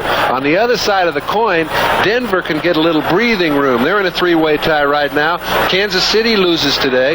Now San Diego's getting beat 24-7 by Cincinnati. So really, this next half could dictate what's going to happen throughout the course of this season. And it's an uphill battle for Cleveland all the way. They feel they have the personnel to get into the hunt and be on the top at the end. I don't know if they have or not. I know there has to come a time when you prove to yourself that you belong there, and I'd say this half is a big half for Cleveland. Surely is. The missed field goals are a very important factor here. You recall each team missed a key field goal, including the one at the close by Matt Barr. They would have given the Browns a tie at halftime. That's how the first half numbers break down. Well, you take a look at the passing yardage, and I think that is the indicating stat right now. 168 yards for Craig Morton. They could actually have a little better than a 10-7 lead at this point. Brian Sipe, only 86 yards early in the game. His stats are generally run like 260, 270 yards a game throwing. I think you have to credit the defense of the Broncos. I think the 4 linebackers that they've put in there have more than compensated for the loss of their cornerbacks. And even though Brian's trying to take advantage of the fact that they've got the 2 Smith brothers in there instead of Kyle and Wright, he hasn't been able to do it. We're set to go now to open the third quarter. Steve Cox to kick off for the Cleveland Browns. He's into the football and hits it like his punch, long and deep into the end zone, but Manning's going to bring it out. And 5 yards deep, Manning, a sprinter, takes it across the 15, and he gets to the 20-yard line. Could have gotten all that by downing the ball. Yeah, if he knew that when he took it out of there, I think he'd have downed it. Judson Flint's been an outstanding special teams player for the Browns all year long, and he made the tackle. So the Denver Broncos come out now 1st and 10 from their 20 with Craig Morton at quarterback. Rick Peros and Dave Preston are his runners. Wide receivers, Steve Watson, who caught his 12th touchdown pass earlier. Now they're going to double tight end alignment to open the third quarter. The lone wide receiver is Upchurch. Into the first play from scrimmage in the game when he's coming to him. Denver went long to Upchurch. This time they go on a quick out to him, and he gets ahead for 8 yards. His first reception of the day. Hanford Dixon, that side corner, who was defending against Rick Upchurch. You know, if you take a look at the personality of Denver, I think you'd note over the period of the year that on first down, Rick Upchurch will be their special receiver. They love to get in the ball. He's like a halfback when he gets it on quick screens, short outs. If they're going down the field for more than 10 or 12 yards, they like to come to Watson. And if they're in a real critical situation, they'll try Odoms. Handoff to Tony Reed, who slants over the middle and gets ahead for the first down for the Denver Broncos. A hard run out to the 33-yard line. Reed, a slashing runner from the University of Colorado by way of the Kansas City Chiefs, who had made him a high draft choice a few years ago, and then Reed came in here. He was the number 2 pick of the Chiefs back in '77. 5th year in the league, first at Denver.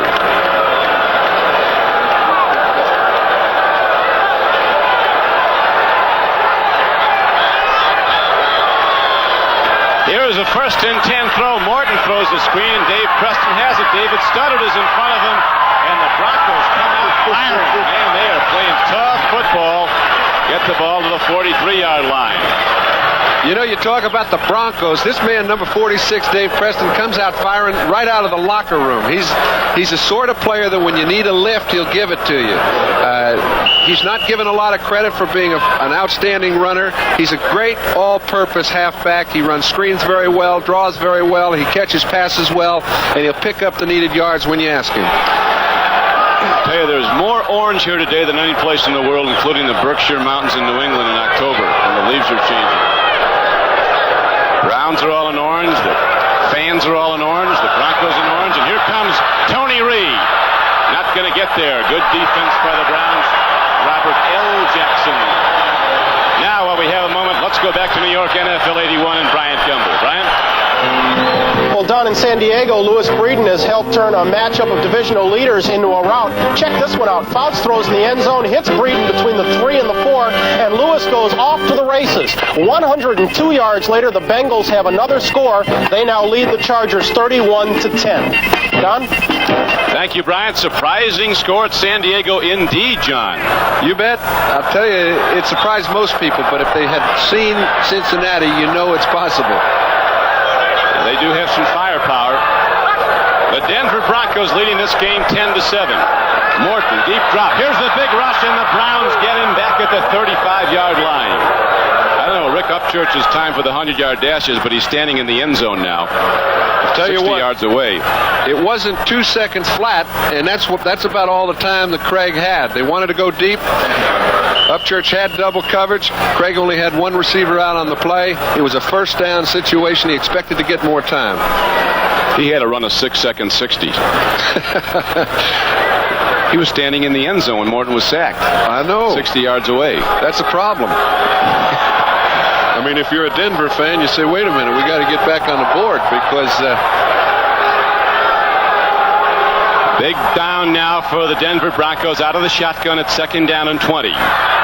Morton stands in. Penalty marker is down, and Riley Odoms has the ball tipped away. Another good defensive play by Judson Flint, second-year defender from Memphis State.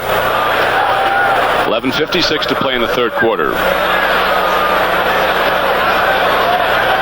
Striped shirts check it out, and here's official Jerry Seaman who says... illegal motion. I think they'll let that penalty slide. 2nd and 10's a certain passing down.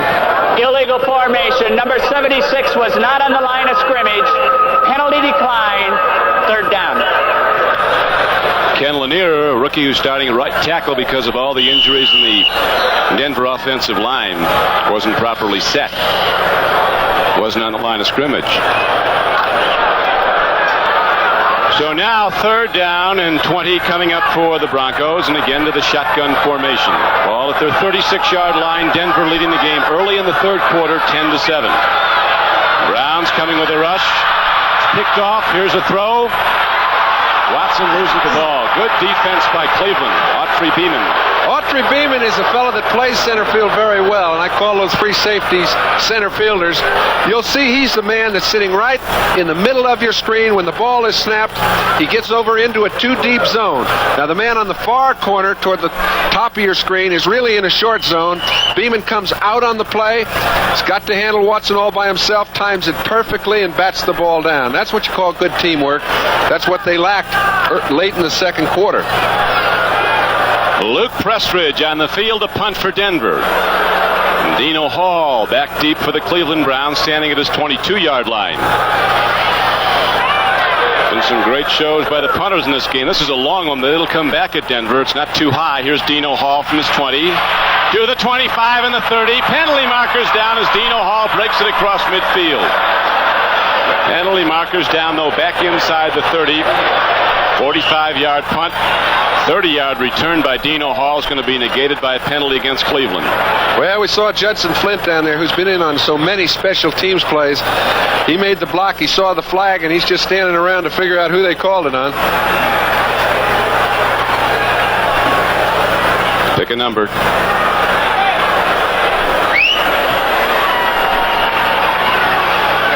holding on the return against the Cleveland Browns. So the return is taken off, and back they come now inside their 20. The Cleveland Browns go 1st and 10. Don, these are the most costly penalties in the game. This is a 50-yard penalty in effect. That's right. Illegal block above the waist on the return, number 52 on the receiving team. Dick Ambrose called for the illegal block. Don, you could see this play was going to be a run back from the time it left the punter's foot. It was a low kick. There's Ambrose up in the corner of your screen. He is on the back of the defending end. First and 10 for Sipe and the Browns. Getting out of trouble, gets it away. Intercepted. It is intercepted by the Denver Broncos. A spectacular play. Bill Thompson, who's been doing it for 13 years here in Denver, gets it. And you know how hard it is for a defensive back to stand around and find a place to go when you've got 6 seconds to throw the ball as a quarterback. Sipe's got nothing but time back here. His offensive line's doing a great job for him. But I'll tell you, the Denver secondary has him covered like a blanket. He tries to make a great play. He thinks he's throwing it so that if Rucker doesn't get it, no one does. Thompson pulls the plug.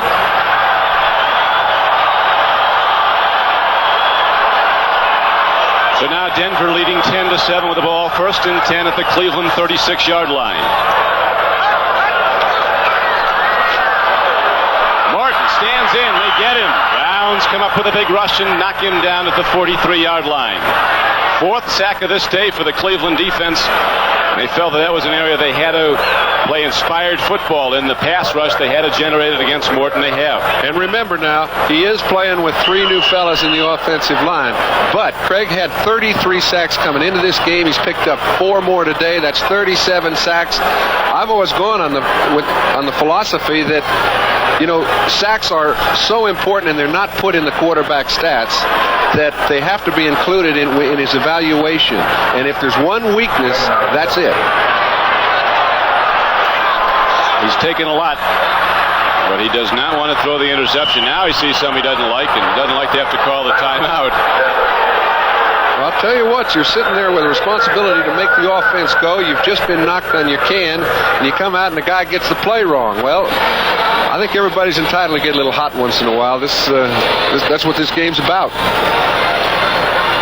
So Craig Morton calling the timeout comes over with 10:55 left to play in the 3rd quarter. Brian Sipe on that interception throw, his 13th interception of this season. It looked like Brian thought he was going to be sacked and then found himself free and unloaded the ball, almost trying to throw it away, and a great play by Bill Thompson. This telecast is presented by authority of the National Football League and is intended for the private use of our audience. Any rebroadcast or other use of this telecast without the express written consent of the Denver Broncos and the National Football League is prohibited. So while we have a timeout on the field here at Denver, let's swing back to NFL 81 in New York. Brian. All right, Don, the weekly game of beat up on the Colts continues. Richard Todd throwing a touchdown pass to Kevin Long moves the Jets in front 31-14. Any objective assessment, the Colts are brutal. Don? The Colts' pass defense might be worse than brutal, Brian. It isn't there. Well, it tells you about a quarterback being the name of the game. Now, they've got as good a quarterback in Baltimore as anybody has, and they cannot win. You need it all right now in the National Football League, and they don't have it. From Ruston, Louisiana, Burt Jones, they've been calling him the rusting rifle, though, not the Ruston rifle lately in Baltimore. Yeah, but that's a bad call. I think it is, too. He's still a great... What? Look at this. Craig Morton is running the ball and very wisely bails out at the 38. Is that a called play? No, that was not a called play. When they start putting him in a shotgun, handing off fake reverses, you know somebody's gone insane if that was called. He just missed the handoff. He couldn't get it to the back in time because the back had a trailer coming with him. You take a look at Alzado. He was trailing the play too close. Look at this swivel-hipped. So he makes the best out of a bad situation. Swivel-hipped Andy stepping out of bounds. Nothing to it. Well, I'll tell you, it's a pretty good play. It got him to where a 12-yard pass will pick him up a first down, and they weren't there a minute ago. He gained all of 8 yards. Morton's rushing average moves appreciably up. Oh, he's got him. There's a throw. He takes a look and gets Tony Reed. And right there to knock down Tony Reed is the Cleveland backers in the play. Cleveland doing a good job filling. Curtis Weathers came up, made the knockdown. You talk about your funny pass patterns, Don. That time, Reed was trying to put a move on Robert L. Jackson, go to the inside. Robert grabbed him at the line of scrimmage and threw him to the outside, so Morton just changed his delivery. 10-17 left to go in the third quarter. The Denver Broncos leading 10-7 at the half, still hold of that 3-point advantage over Cleveland. Right now the ball is down to the 33-yard line of the Browns. Rob Lytle sprints onto the field. He'll be blocking as the Denver Broncos have to punt the ball, and there's Dino Hall. Prestridge takes his time, looks, angles it towards the sidelines. Looks like he did a great job. He's got it down inside the 15, about the 11. So the Browns go on offense, but they go from deep in their own area, 89 yards from the Denver end zone. 22-yard punt, but Prestridge got it where he wanted it. Next Saturday, NBC Sports World undefeated Alex Ramos against once-beaten Norberto Sabater in a 10-round middleweight bout. It's all next Saturday on NBC Sports World at 4 p.m. Eastern Time. Don, do you notice they elected to punt the ball right there? It would have been a 50-yard field goal for Steinfurt. However, if had it been blocked, it would have been a big turnover right now. They'd rather put the burden on their defense, and it was a marginal link. Brian Sipe with an additional problem now at the closed end of this cavernous stadium. Listening to those Bronco fans start up the chant as Sipe throws on first down and hits fullback Mike Pruitt. Pruitt goes head-on into linebacker Ratty Gradishar, and Gradishar takes him down at the 17. And we pause briefly for station identification. This is the NBC Television Network. This is KOA-TV, Channel 4 in Denver. This is Don Criqui with John Brody. Mile High Stadium, Denver, Colorado. The temperature is dropping now. It's down in the low 40s as the Browns break the huddle. 2nd down and 3 coming up for Cleveland. Browns 4-5 on the year, needing this game badly to stay in the race. Leo Miller tries a run, and Denver's defense shuts it down. It'll be 3rd and about 2 yards to go for the first down. The temperature is not dropping on the football field. It's dropping all around it. But these guys understand right now their whole season could depend on who wins this ball game. We mentioned earlier for Denver, if they win, they get a little gap between them and the next team. And for Cleveland, if they don't get to 500, they're 3 games back of Cincinnati, and that just may be too far. Cincinnati on a roll right now. They're winning big at San Diego. Houston won today 17-16 over Oakland to extend the Oilers' record to 5-5. Now it is 3rd down and about a yard for Cleveland. Big down. Play fake. Brian Sipe takes a look, and he is sacked inside the 10. He had Ricky Feature running a fly pattern, but the Denver Orange Crush puts the squeeze on Brian Sipe. And Perry Smith had him covered. It was a one-on-one situation, and I think Perry Smith might have pulled a hamstring, but he busted every inch of his body to stay with Feature. It was a perfect call, in my opinion. It looked like it was going to be a certainty. He didn't get enough time to fire it when he wanted to, and Smith made up the ground. So now Steve Cox back in his end zone to punt for the Cleveland Browns.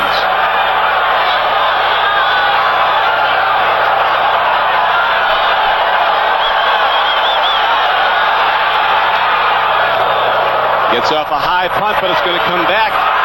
Here comes Wade Manning down the near sideline. He's down to the 35, cuts back. Not done yet, and Wade Manning somehow works his way down to the 30. 38-yard punt.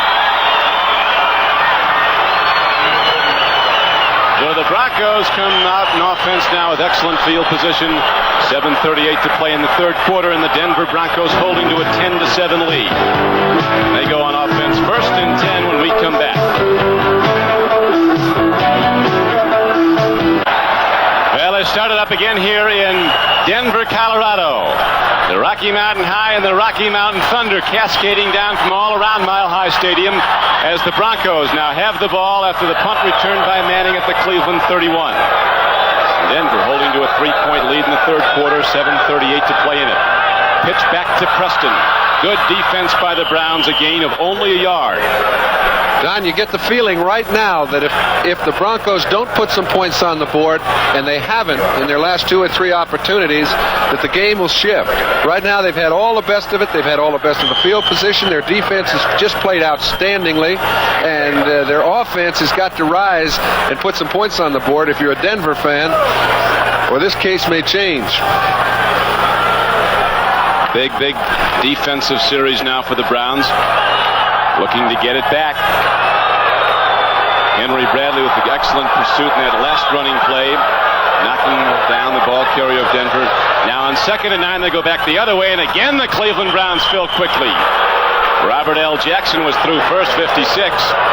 Cleveland's defense rising up here, and they knock down the Broncos for a loss on that play. It's going to be 3rd and long, 3rd and 12. I'll tell you, Robert L. hasn't lost any of his enthusiasm, but remember, he was reprimanded severely by Retigliano a couple weeks ago for having enthusiasm after the whistle had blown, and it had cost him 15 yards in several critical situations. He has not even come close to an after-the-whistle confrontation all day long, and maybe he's learned. Here's an all-out blitz by the Browns. Morton gets the ball away, and Tony Reed can't hold on. Everybody but Sam Retigliano is coming after it. Wait, there's a flag thrown from way back in the end zone. There's an official right on top of the play that didn't throw one. And I'll tell you what, that play may not be called. They'll sit and talk about it. Yeah. But they've reversed a lot of decisions this year. You see Jerry Seaman standing down there calling for both of them, and usually they give credit to the guy that's closest to the play. Sam maintaining his decorum, keeping his players off the field.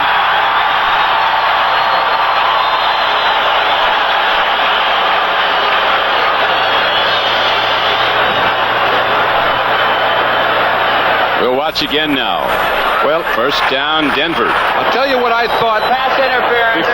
before it happened. I thought the ball hit. 1st down. But it did not hit. I was wrong. It was an infraction, and it was an infraction because he hit Reed before the ball hit him. When that happens, that's interference. Curtis Weathers was the man who made the hit, but you recall Curtis Weathers was the man who knocked the ball free on Wade Manning's punt return that subsequently led to Cleveland's only score of this game, the touchdown they scored shortly thereafter. Pitch back, Peros, end around, here comes Upchurch. Alzado slows him up. And Upchurch turns upfield and gets inside the 29-yard line that was the line of scrimmage and down to the 27. We'll watch the pass interference call again. All right. It cannot hit. He cannot hit Reed before it hits the receiver, and it actually hit Weathers. All right. So he really interfered with his opportunity to catch the ball. Never had any attention on the ball. As a result, it was a correct call. It surely was. Some of those good NBC pictures really pick it up. It was very obvious that there was an interference. So now it's 2nd down and 9 for Denver. 27-yard line of Cleveland.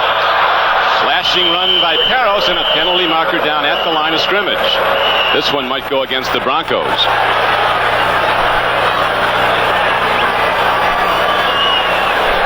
Henry Bradley was the man who was on the stop. Game clock is down to 5:24 in the 3rd quarter.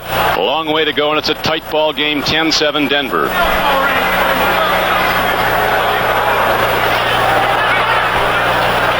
You can hear Sam. He wants to take that penalty because his defense has played equally as well. They've been putting in holes time after time. They've been up to the task, and as a result, they've kept it within 3 points.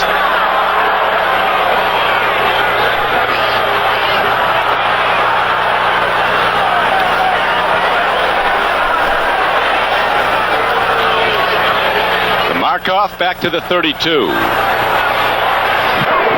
Illegal formation. Tight end on the left side of the line of scrimmage. 2nd down and 14 comes out, and here comes 6 new Browns into the defensive unit. Jerry Shirk comes out to rush the passer. Judson Flint heads in to help defend on the pass. You'll notice they waited until they sent the play in so that they would have what they considered to be a good defense against the call. 2nd down and 14 from the shotgun. Morton stands in, takes a look. Here comes the rush. He gets it away. He makes the connection to Peros down to the 25-yard line. Way short of the first down. He did make it, but Judson Flint was the man that was substituted. He was man-to-man on Peros, and it gives you a big edge. When you have a defensive back that can cover one-on-one like Flint, you can put him man-to-man on a back and still only give up 2 or 3 yards when he catches the ball. Now 3rd down and 6 comes up for Denver from the 25-yard line of the Browns. Haven Moses comes in the game.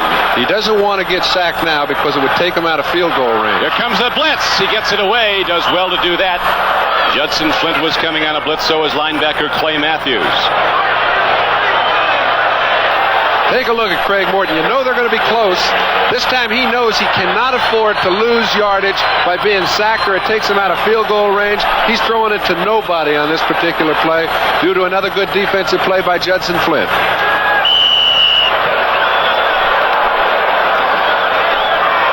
So now Steinfort comes out. You'll recall he hit one from 45 yards. This will be a 43-yarder. Then a short field goal attempt was low and was easily blocked by the Browns. 1 for 2. Oh, it got over. It's the weirdest looking good field goal you'll see, but it was good. It got over the crossbar somehow. I don't know how it got over the line of scrimmage. Steinfort hits a 43-yard field goal, a line drive that just clears the crossbar, and the Broncos extend their lead to 13-7. Recently, a few extraordinary... The Broncos have just hit a 43-yard field goal. Now they're ready to kick it off. Steinfort drills it long. Dino Hall lets it go out of the end zone in his reception, and so it comes to the 20 on a touchback, and the Browns go on offense, trailing by 6. Here's the field goal. I have the feeling it goes under a few armpits here, but in number 55 right there, Mr. Weathers missed it because it went underneath his arm rather than over the top. Also went over the goalpost by a wide margin, about 4 inches. That's right. And it was coming in sidewinding. It was still flat. Get 3 points. They got 3 all right, so Steinfort is hit from 45 and 43 yards. Sipe throws. The ball is caught by Cleo Miller, and he's knocked down at the 25-yard line. Ironically, the man who kicked the field goal, Fred Steinfort, has recently been tutored by the Penn State soccer coach, who's the father of the Cleveland kicker, Matt Barr.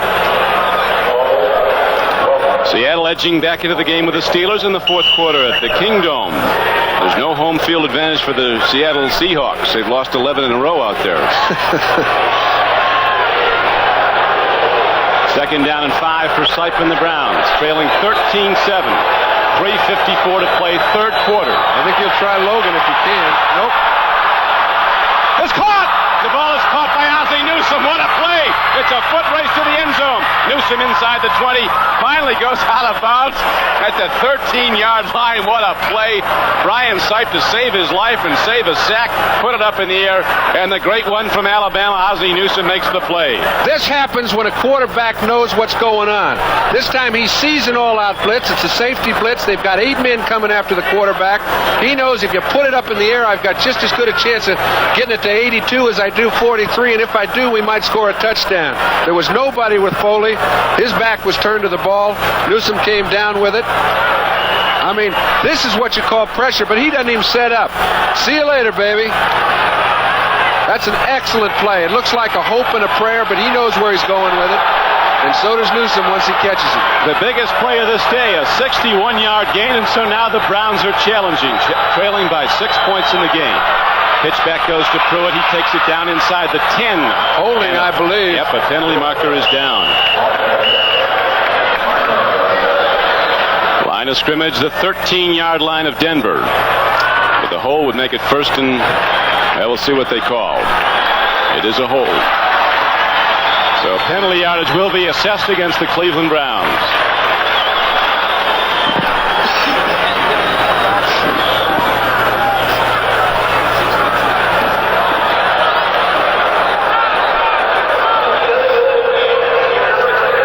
Penalty marker, is set now to the 23-yard 3-yard line. That'll make it first down and 15, a first down and 20. That's right. And Don, you know, I think over the course of a year, these penalties all even out. But you see the face of Sam Ratigliano, because last week he had 2 touchdowns called back by holding penalties in the most critical of situations. And then today he had a 50-yard punt return called back. And this play, when he's down in scoring position to put him in 2nd and 20, he's getting them called against him at the wrong time. Well, they're all the wrong time.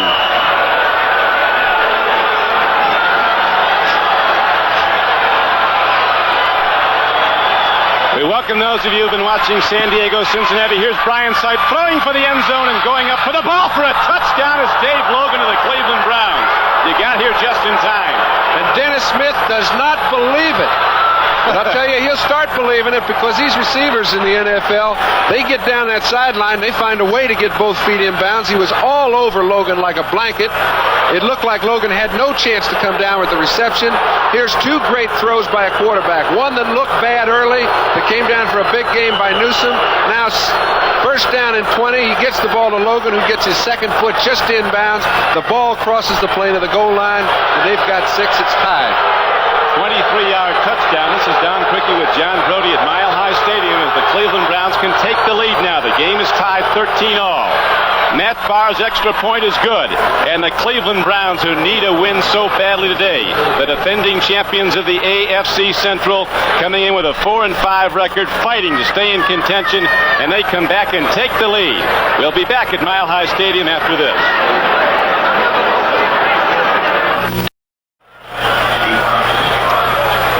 Back at Mile High Stadium, Denver, Colorado, the Cleveland Browns fighting back in this game. They've been behind twice.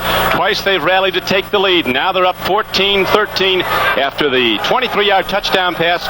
Brian Sipe to Dave Logan, who started as a high school player 20 minutes away from Mile High Stadium at Wheat Ridge, Colorado High, and at the University of Colorado. Now the kickoff, and here comes Wade Manning up the field for Denver. Earlier in this game, a hard stick on Manning on a punt return resulted in a fumble, and the first score of the game came for Cleveland. The New York Jets blowing away Baltimore. The Colts on their way to a 9th consecutive loss. The Brody 49ers having a problem, but they're still in front. It's not a problem when you got the lead, pal. It's the other side's problem. They've had the lead a few times this year. I was surprised they knew what to do with it, but it seems now to be can't stand prosperity. Protocol, yeah. Morton and the Denver offense going 1st and 10 from just inside their 20. Here's Upchurch in motion. Cleveland has sacked Craig Morton 4 times. Peros, a small fullback, turns to the outside. Browns have done a good job on the contain. Their perimeters have been tough to go around. And I tell you, they do so because they put a real burden on their outside backers. Both Good and Clay Matthews pursue very well to the outside. They force things from the inside out. It looks as if you should be able to run wide against the Browns. Today, Denver's had very little success trying. And a lot of big plays in this game leading up to the last touchdown. A spectacular throw by Brian Sipe in the face of an all-out blitz resulted in a 61-yard gain to Ozzie Newsome and the subsequent touchdown. Here's Morton throwing beautifully to Steve Watson, the free agent wide receiver who today caught his 12th touchdown pass for Denver.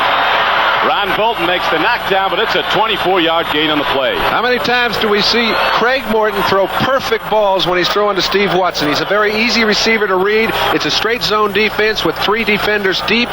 He throws it over the top of the linebackers, perfectly thrown, takes a lot of the heat off the toss, which allows a guy an opportunity to really get after the ball and find the ground. If it's thrown too hard or too high, you're in trouble coming over the middle.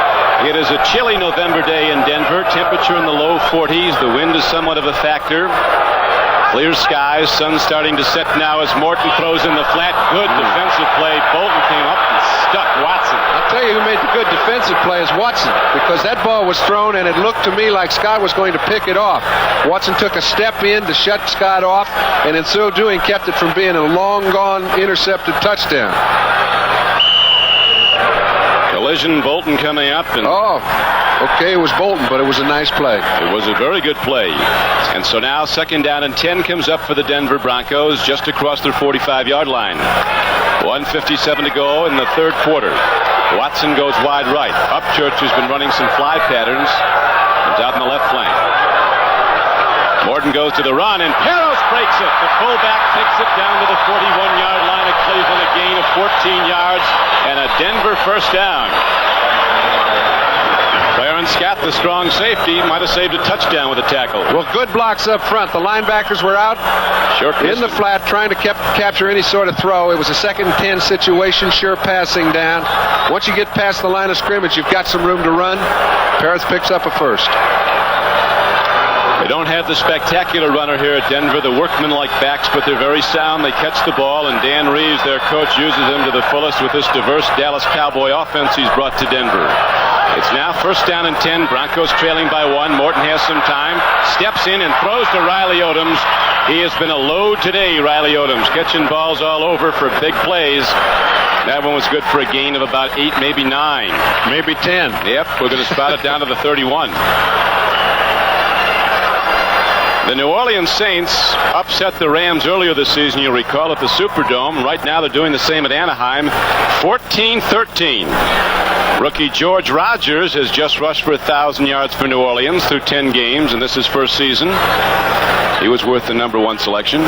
Well, I wonder who they're going to play a quarterback next week. You know, they put Dan Pastorini, Ray Malavasi. Yeah, I really believe they put the quarterback in an untenable situation out there, and it's very hard to generate offense when you keep the heat on the quarterback.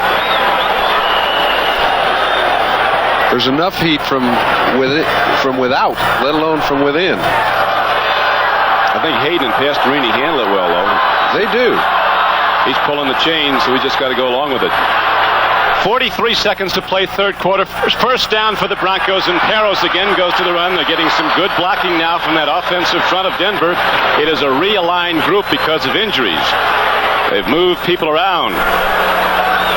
For 12 straight years, this one of the biggest arenas in the National Football League has been sold out. Over 75,000 are here. They projected if they had enough seats, they'd sell upwards of 140,000 season tickets.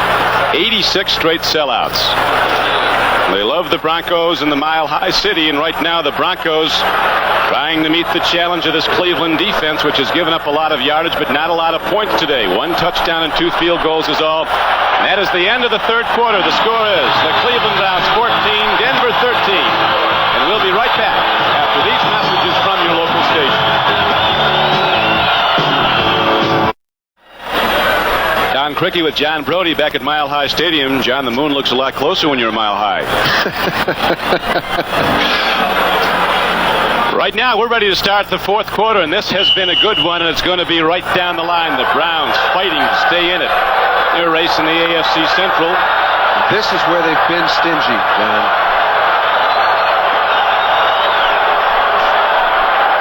Second down and 4 coming up for Denver. Watson to the right, up Churches on the left flank. Here comes Watson in motion. To the run. Harros getting his number called a lot, takes it down to the 20-yard line. So the Broncos get closer. Now to New York and Byron Day.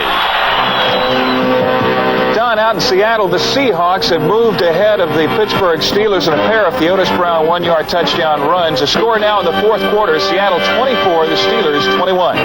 Don? Thank you very much, Brian. Seattle coming back in that thing with Pittsburgh. They're playing a little better in the second half, Don, and they seem to have organized something that they didn't have organized in the first half, and Pittsburgh, on the other hand, is really having their problems. Cincinnati rolling at San Diego. Here is Morton taking a look in the end zone. He's not going to get it away. Ran into one of his own guys, Tom Glassick, the left guard. Down goes Morton back outside the 30. So the Cleveland defense gets him for a 5th time. That's right. That time he did break loose from those trying to grab him, ran into his own man. But let's take a look at the why. We'll see him get handled, but there's nobody open. No one is open. This is excellent secondary coverage, and we're going to give you a chance to take a look at it for yourself. If you're a quarterback, who do you hit? You don't throw it now. He's got somebody in his face. We got one man going to the corner, one man coming underneath, and nobody open.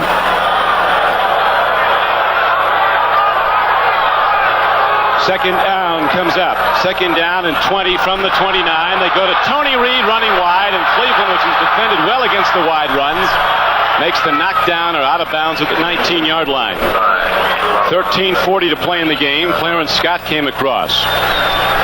The Broncos in field goal range now for Steinfort, who's had a very odd odyssey this season kicking field goals. You see how the plays go. These are two of the top teams in the league in maintaining possession of the ball, even though the Browns throw almost 60% of the time. Okay, it's 14-13. I don't think that stat, which has the Broncos getting the worst of it on first down, which puts Morton in a bind, is an indicator of the game, because they've moved up and down the field quite a bit better than Cleveland has, but not running the ball.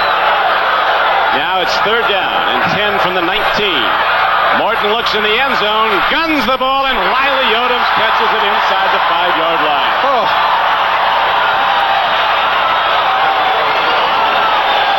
Odoms has been killing him. Getting open, getting the ball, 15-yard gain. The Broncos challenge now to go ahead. You know how hard it is. Take a look in the middle of your screen. Here's number 88, Riley Odoms. He's coming all the way down the field. He wants to break in now. He knows he's got to hurry. He doesn't. He goes through the continuation of his pattern. He keeps Audrey Beeman, the safety man, back. He can't commit. When he turns it in, Morton has waited and waited and waited, puts it right where it has to be thrown. Great execution. Morton has thrown for 18 touchdowns this season. Broncos had only 15 touchdown passes all of last season. To the run, Rob Lytle has really popped. Eddie Johnson comes across 51 and sticks him at the 3. The game clock is down to 12:41 and running. Craig Morton and his coach Danny Reeves came into the NFL the same year.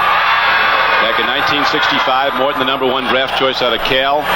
Reeves a free agent out of South Carolina. Morton's first pass in the National Football League was to Bob Hayes for 65 yards and a touchdown. First pass, Morton said, "I thought the game was easy. Little did I know." Second and goal now for the Denver Broncos. Handoff. Preston running wide, looks to the end zone. He's in, and the Broncos take the lead. 19-14 Denver.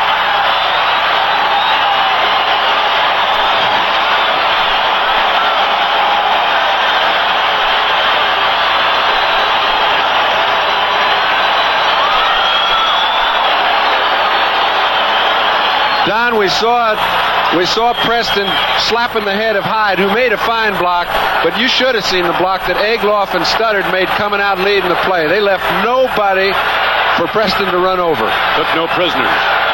Swept it out. Now, Steinfort kicks the extra point. And with 12:09 left to play in the game, the Denver Broncos rally from behind again. It is a 20-14 game. All right, let's take a look at number 85 and number 70. Here's 85. He's taking Clarence Scott all the way back into the end zone. Dave Studdard is running Ron Bolton out of the play, and Preston runs it into the end zone easily. We'll be back at Denver after this. This is Byron Day in New York, and for those of you who are watching the San Diego and Cincinnati game, we're now watching the Cleveland-Denver game, you haven't missed a whole lot. Rolf Van Urschu's missed a field goal, and Wes Chandler dropped this potential touchdown pass from Dan Fouts. Still 31-10 in the third.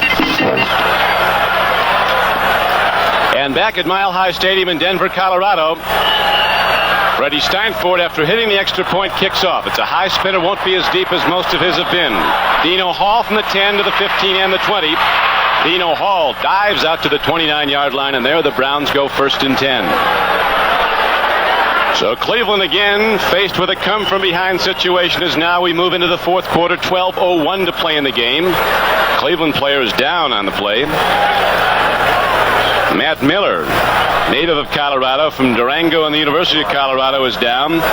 So while Matt's being attended to, there's a break in the action, and we'll be back after this.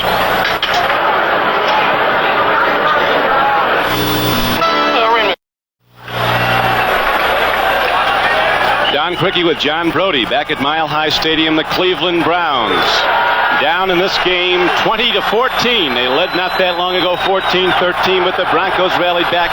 Preston going in for the touchdown. Now it's 1st and 10 for Sipe and the Browns. Here's a blitz. They pick it up, and Sipe gets time to throw, and he goes to Logan for a first down. Dave Logan gets the ball out to the Cleveland 43-yard line. A gain of 13 yards and a Browns first down. And Don, you know, for those who joined us recently, we should point out Denver, on paper, should be very weak defensively today, because when your two first-string cornerbacks go down, and theirs have, Aaron Kyle and Lewis Wright, and you put in two kids named Smith, Perry and Dennis, you'd expect a drop-off. There has not been one, and it's to their credit.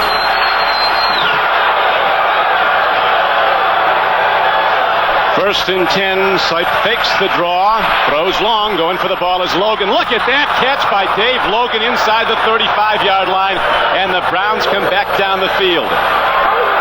This guy's been playing hurt all year. Let's take a look at the secondary. They're playing a double zone, which means both cornerbacks are up on the wide receivers. Both free safeties are playing their half of the field. This is perfect execution. The ball goes over Dennis Smith, right to Logan before Foley can get to it. That's just beating a defense that's playing very well. A 23-yard gain on the play, and so the Browns start to mount a challenge now. 10:44 and running the game clock. Fourth quarter. Logan's on the right flank this time.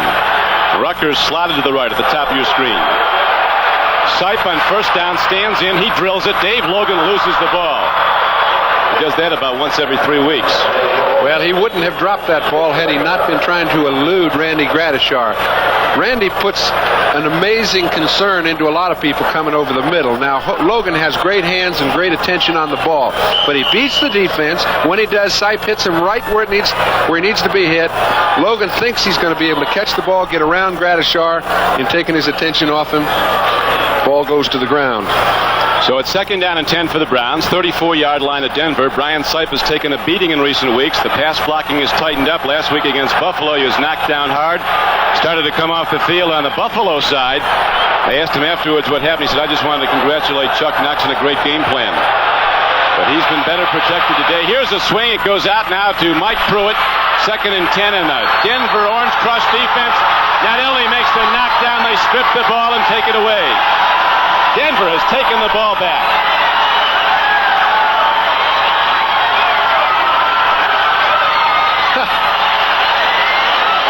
Bill Thompson, who has an interception earlier in this game, gets the fumble recovery. So the number one defense in the National Football League, the Orange Crush of Denver, responds again. The Broncos have the ball when we come back.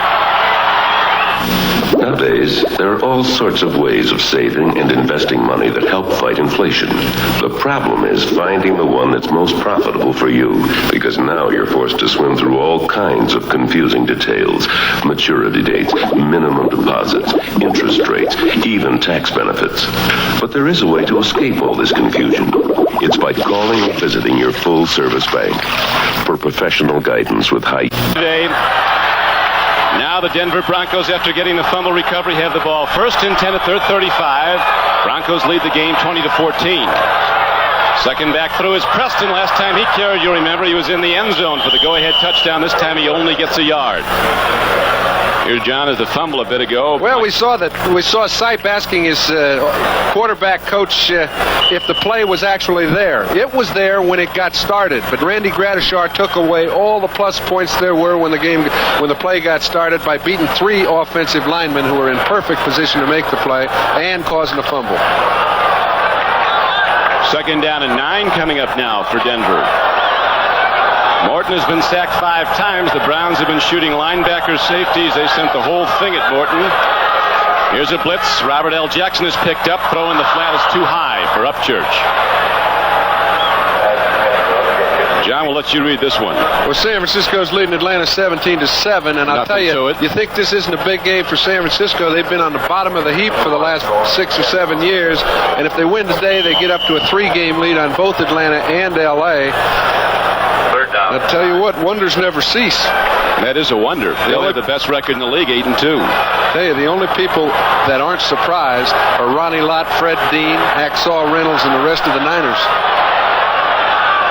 They had the offense. They finally got some defense in this year. They have it. 3rd and 9 for Denver. Morton takes a look, and he takes a beating back at the 25-yard line. So the Browns are going to get it back now on a punt, and possibly in very good field position because the Denver punter, Luke Prestridge, will be dropping back inside his 15-yard line. I tell you, we mentioned that Craig and Lyle were good friends, and that Craig wouldn't like to see quite as much of Lyle as he's seen all day. This man, when he hasn't been the first one to get back in the pocket, he has put pressure on Craig all day long. When you've got somebody coming in your face, just the fact that you're cleaning up. Clay Matthews and Curtis Weathers were also in there. First. 9:19 to play in the game. Denver 20, Cleveland 14. Browns felt that was a primary objective to get the rush on Craig Morton. They have the punts high, but not too long. Dino Hall's going to signal for and make a fair catch.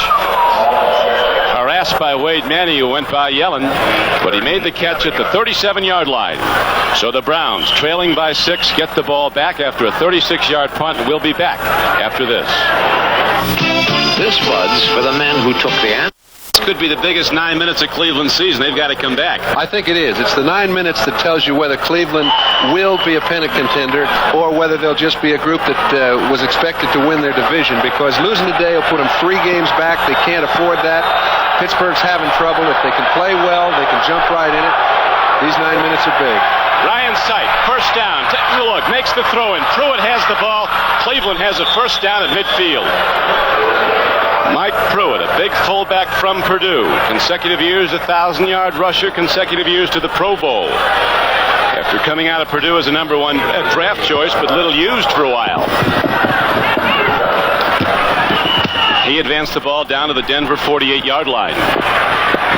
Going out of bounds, he stopped the clock with 8:57 to play. And Dave Logan is wide right. Reggie Rucker wide left against the rookie.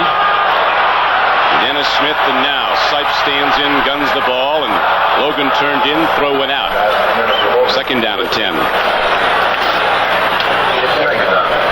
The Jets have just administered another execution at Memorial Stadium in Baltimore.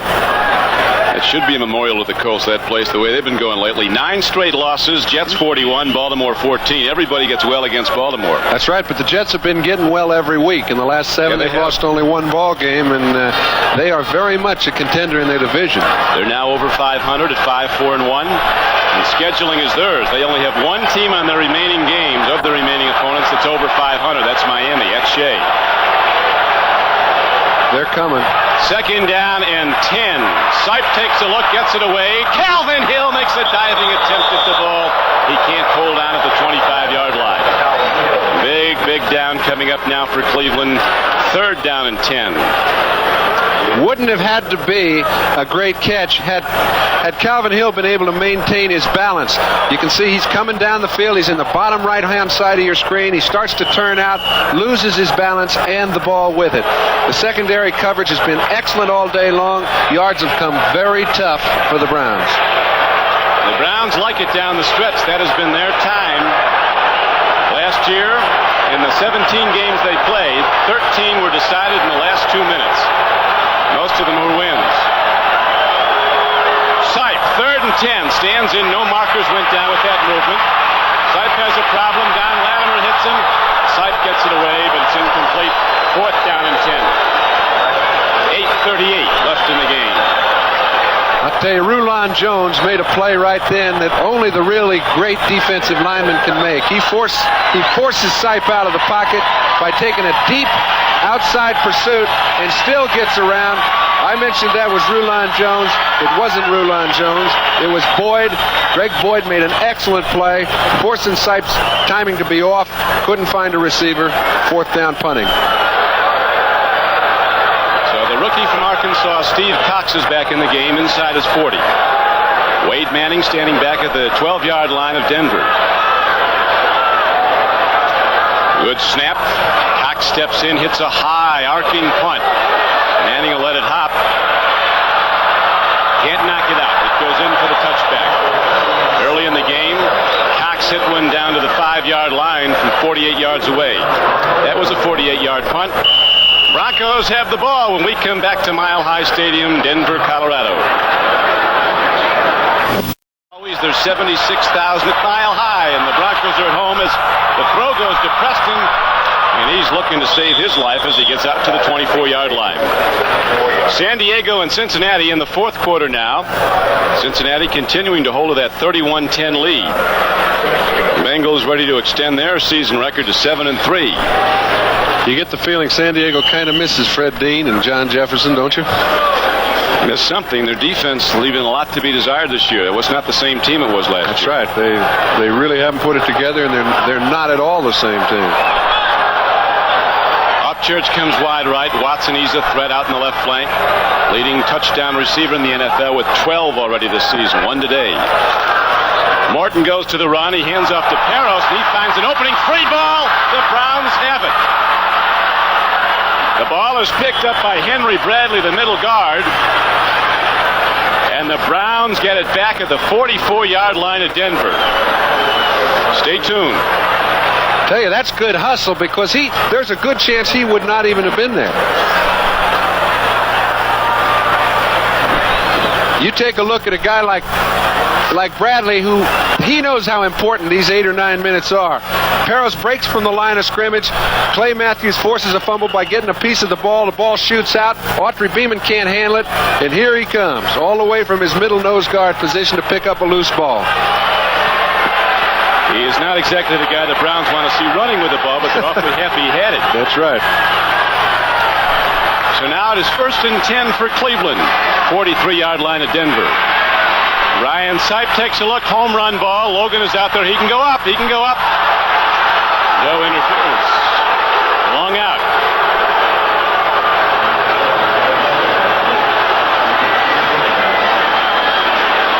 Logan can go way up to get the ball. All right, here's the man that's come down with so many over the years. Good pass protection. Sipe's able to stand in there and put some fire on the ball. Logan's going downfield. Perry Smith defending. Now, it looks as if Logan runs into Smith, causing an offensive interference. However, Logan was going for the ball, both hands extended, going after it. Very clean play and it was really a good bat down by Logan. Final scores come in from Seattle. The Steelers are upset by the Seahawks 24-21. Here's a handoff, and Pruitt finds a gap, jumps into it, and ahead to the 39-yard line. On a 2nd and 10 play, he got ahead for 4. Still a 3rd down and 7. I think if the Browns get within 2 yards of a first down, they won't punt it. I think they'll go after it right now, because a field goal does them no good. Punting into a situation where you're giving the other team the ball, you don't know if you'll ever get it back, and I think it's against the personality of Retigliano. If he's got within 2 or 3 yards to go, he'll have a go at it in 4th down. Here we go. 6:55 to play, clock running. 3rd down and 6 for Cleveland. Just inside the 40-yard line of Denver. Sipe throws. He's got a man, Calvin Hill. Jim Garrett, offensive backfield coach of the Browns, calls Calvin Hill our designated hitter. He comes in and gives it the big play. And it's only a guy that's played for X period of time, 8, 9, 10 years, that can go down and put a move on a Jackson and get enough room to the sideline to allow Sipe to have room to throw it, put it right on the money, get the depth you need, and still pick up a first down. That's a well-run pattern. Calvin Hill, all those great years at Dallas, came to Cleveland as a free agent in '78 and has given them a lot of big plays since then, like the one you just saw for the 1st down and a 3rd down play. Sipe, as the Browns get closer, stands in, arcs it up there. Oh, Logan ran an out pattern. Sipe went to the end zone. Sipe's upset, but he may not be if that penalty is against the Broncos. There is a flag down on the field.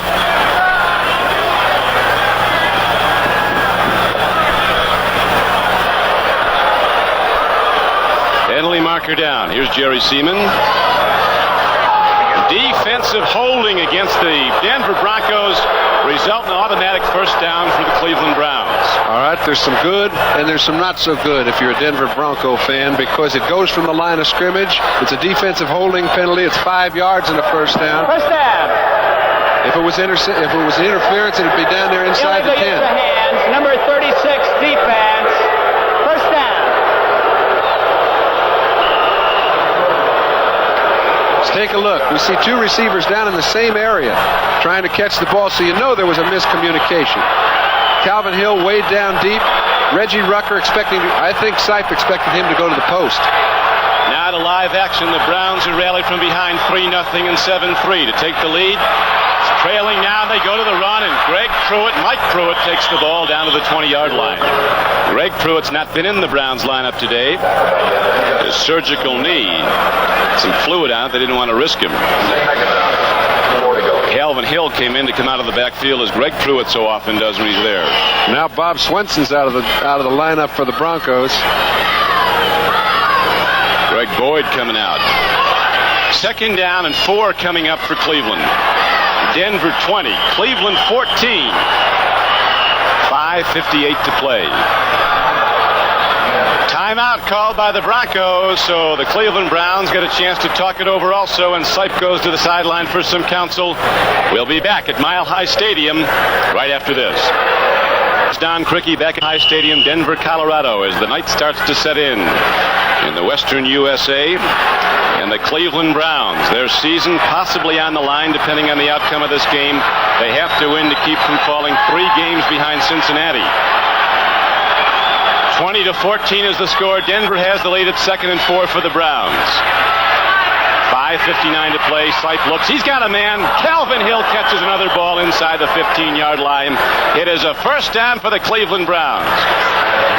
Calvin Hill took that full shot, but he didn't let go. Well, you know the collision is coming. You're just not sure quite when you're running in between linebackers, particularly if his name's Jackson. He was not surprised. Tom Jackson came across to pop him.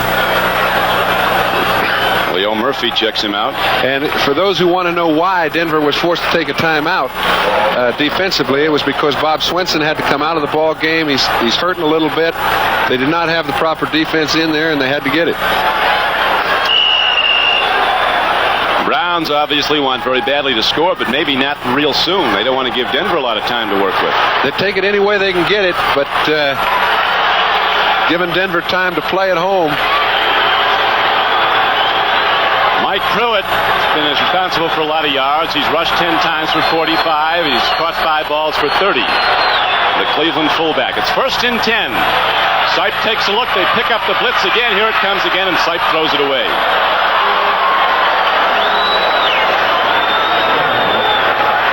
They're keeping some backs in that. Cleo Miller can pass block. Boy, those linebackers come through there, and he nails them. Well, he better be able to pass block, because that was a pattern that took about 4.5 seconds to execute, and by the time it developed, it wasn't open. And that's you have to give credit to the defense of Denver.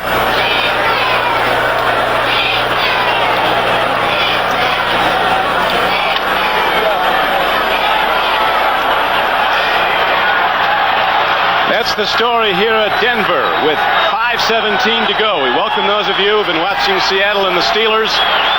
Cleveland challenging, trailing in the game in the 4th quarter by 6 points. Here comes Cleo Miller on a sweep. Turns upfield and is thrown back at the 10. On a 2nd and 10 rush, he got 2 yards. Don Criqui with John Brody at Mile High Stadium, Denver, Colorado. The lead has gone back and forth in this game. Denver scored first in a long field goal. The Browns came back and took a 7-3 lead. Denver led at the half 10-7. Then Cleveland took the lead. And now it is Denver coming back to regain the lead with a 20-14 advantage over the Browns, but Cleveland challenging, the clock running. 4:40 to play in the game. And you just continue to be amazed by the defense of Denver. If there was a vulnerability, it had to be on a wide sweep. They shut it down for nothing. 3rd down and 9. They got a stack formation to the left. Now Logan goes in motion. He was stacked behind Feature. Sipe looks. Incomplete.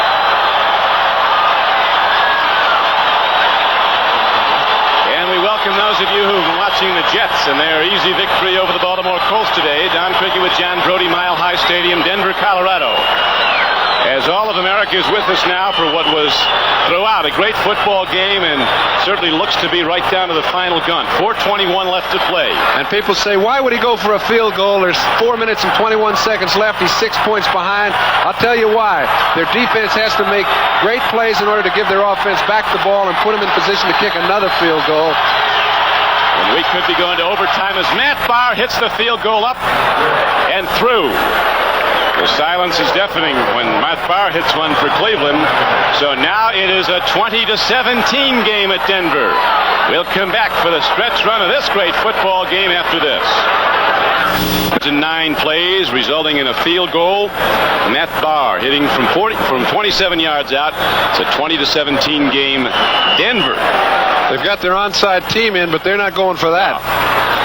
Cox kicks a high spinner. It's going to go down to Mike Harden 4 yards deep, and he'll not bring it out. Those of you who tune into NBC to watch, here's Boomer. Boomer will be coming along right after the football game. I know the old Broads never misses it. We've got a good one we want to stay with here. Here's Boomer. Will be seated immediately following the conclusion of NBC football coverage over most of these stations, except for most Mountain and Pacific time zone stations, where it'll be seen at its regular time. All right, it's defense time for Cleveland. They're going to get back. They're digging in now. Morton and the Denver offense go to the run. Here is Preston. Browns trip him up. He got to the line of scrimmage, the 20, maybe ahead for a yard. Cleveland's defense has made some marvelous plays today. Denver's defense always does, number 1 in the NFL. 20-17 are the numbers. 3:52 and running is the clock stand. Broncos holding to a 3-point lead. Cleveland looking to get back the ball, possibly to move into field goal range. We could very possibly have an overtime game. Upchurch is wide right. Here comes Watson back at the line of scrimmage. He's the long ball threat. They both are really. And again, the Cleveland defense rises up and stuffs the run. Ambrose comes over the top. Robert L. Jackson was right there with him. And off the bottom was Lyle Alzado, the longtime Bronco, now a Cleveland Brown. Start taking a look at the importance, Don. San Diego, Denver, Kansas City, all tied at the start. Now it's going to be Denver alone if they win the ball game. And you know the importance on the other side of the coin. San Diego's getting cleaned right now by Cincinnati. 31-10 in the fourth quarter, and the Denver Broncos, if they win, would go to 7-3 in sole possession of the lead in this tough division. Now there's a timeout signal for, I think this is the second of the half, isn't it? And this is they're out. They're out of it? I think they're out. They took 2 earlier. Remember when Craig Morton got all hot and bothered because they had to take one when they had a misfire? They took another one at that injury point and didn't get credit for an injury timeout. Now they've taken their last one, so not a good sign. So, a break in the action with 2:52 to play, and we'll be coming back to Mile High Stadium right after this. With John Brody, this is Don Crickey back at Mile High Stadium, Denver, Colorado.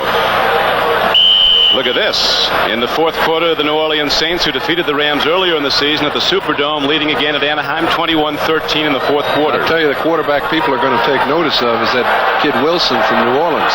He's a player. Dave Wilson, first-year player from the University of Illinois. Number 1 in the supplemental draft. 3rd down and 10 now for Morton and the Broncos as they come out of the shotgun. Here comes the rush. Morton stands in. He throws up. Church has the ball. They get him short of the first down. Denver has to punt with 2:44 to play. Browns trailing by 3, 20-17. Greg Morton, who spent his first 9.5 years at Dallas, 2.5 with the Giants, 5 now here in Denver. He's heard the boos. He's known the great moments. And you notice Cleveland just lost about 13 seconds off the clock, Don, because they were a little non-committal as to whether to call a timeout. They did so because the 2-minute mark will also give them an added timeout, so they've actually got 3. Next Sunday, another big weekend of action here on NBC NFL football, featuring interconference battles. The Pittsburgh Steelers go against the Falcons at Atlanta. These Cleveland Browns on that road schedule the executioner made up head to San Francisco to play what might be the winningest team in the NFL this season at day's end, the 49ers. Check your local listings for the game and time in your area. It's all led off by NFL 81 with Brian Gumbel. The highlights, the scores, all the stories. It's all next Sunday, NFL 81 here on NBC. Right now, I think it's Philly and San Fran, the only 2 teams that have won 8 ball games, isn't it? Yeah, Philly went to 8-2 too, didn't they? Today? Yep. Coming from behind to blast St. Louis. They were down, and then they came back to win, I think, 52-10. Now it is 4th down for Denver, and Prestridge on the field, a punt, standing back inside his 15-yard line. Dino Hall, the smallest player on the field. He might be the smallest player in the NFL. But Dino's heart's as big as he is, and he's ready to run it back. Kick downfield. Hall will return it. Here he comes. Gets a good block. Turns the corner. Picket line set up. They got some room for him to go. Dino Hall crossed midfield, and the Browns start out after a 43-yard punt and a return of about 25 on the Denver side of the field. Sam Ratigliano said at the day's outset, those who say the Browns are out of it this year are wrong. We'll be there at the end. And right now, they're looking to be there at the end of this game as they trail by 3 points, 20-17, with 2:17 to go. Bartkowski has just thrown to Alfred Jackson for 25 yards. San Francisco's lead cut to 17-14. 1:43 to play at Candlestick Park. It's tight here too, baby. It is tight here in Denver. 2:17 to go. 1st and 10. Cleveland Browns down by 3. There's a throw, and again Calvin Hill's the receiver. Got it ahead for 5 or 6 yards to the 43-yard line. And the game clock will tick down to the 2-minute warning. And then they'll still have 2 minutes left to play with 2 timeouts. And the 2-minute warning is given. 2 minutes to go. A 3-point game. Denver leading 20-17. And now here's another one of those fantastic finishes. Moon over the Rockies. The executive producer of NBC Sports is Don Ohlmeyer. The coordinating producer of NFL football is Ted Nathanson. Today's telecast was produced by Michael Wiseman. Directed by Dick Klein. Technical director Ray Figelski. Associate director Jim Mowry. 2 minutes to go, John Brody, as the Cleveland Browns, with the ball on the Denver side of the field, have 2nd down and 5 coming up from the 43 of Denver. Cincinnati extends its lead now to 34-10. That one was over early. That's right. It's history, but this one is very much up for grabs. We've got Sipe and Morton both having excellent days. Sipe is 18 for 36 for 252. 2 minutes to play. Rocky Mountain Thunder starts up the foot stamping from the 75,000. Sipe drops 2nd and 5. Swings it out. Diving catch, but Mike Pruitt, the fullback, can't hold on. And so with 1:53 to play, Cleveland is faced with another critical 3rd down play. 3rd down and 5 coming up for the Browns from the Denver 43. And here comes Ricky Feature in with the play.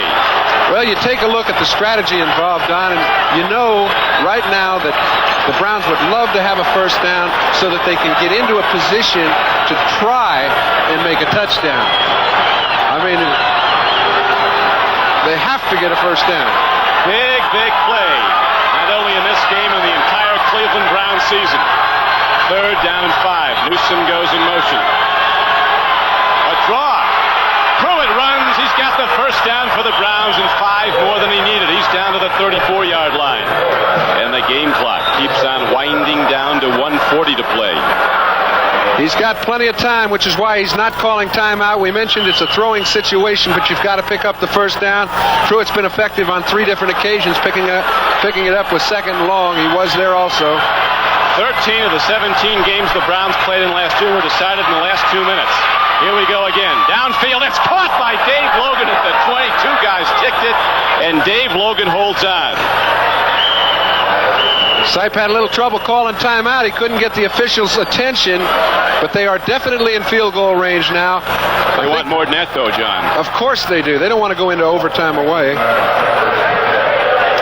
And while we have a timeout and a moment, with 1:14 left to play, let's swing back to New York to Bryant Gumbel. Bryant?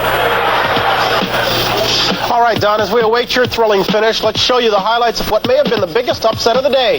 Seattle's defeat of Pittsburgh. It looked dandy for the Steelers early on. Look at this. Terry Bradshaw to Mark Malone. 3rd-string quarterback in as a wide receiver. A 90-yard pass play moved the Steelers in front 14-3. And it was simply icing on the cake when Franco Harris joined the 10,000-yard club, exclusive company with Jimmy Brown and O.J. Simpson. But suddenly in the second half, it turned in all Seattle. Jim Zorn, a 34-yard pass to Dan Dornick. It put the ball on the 1, and from there, Theodis Brown took it in. And then Jim Zorn cranking up the left arm one more time. 52 yards to number 80, Steve Largent. It put the ball on the 9, and it set up a 1-yard run. When Theodis Brown went over from a yard out, the Seahawks had completed an upset and beaten Pittsburgh 24-21. Don? Okay, Brian, here we come down the stretch.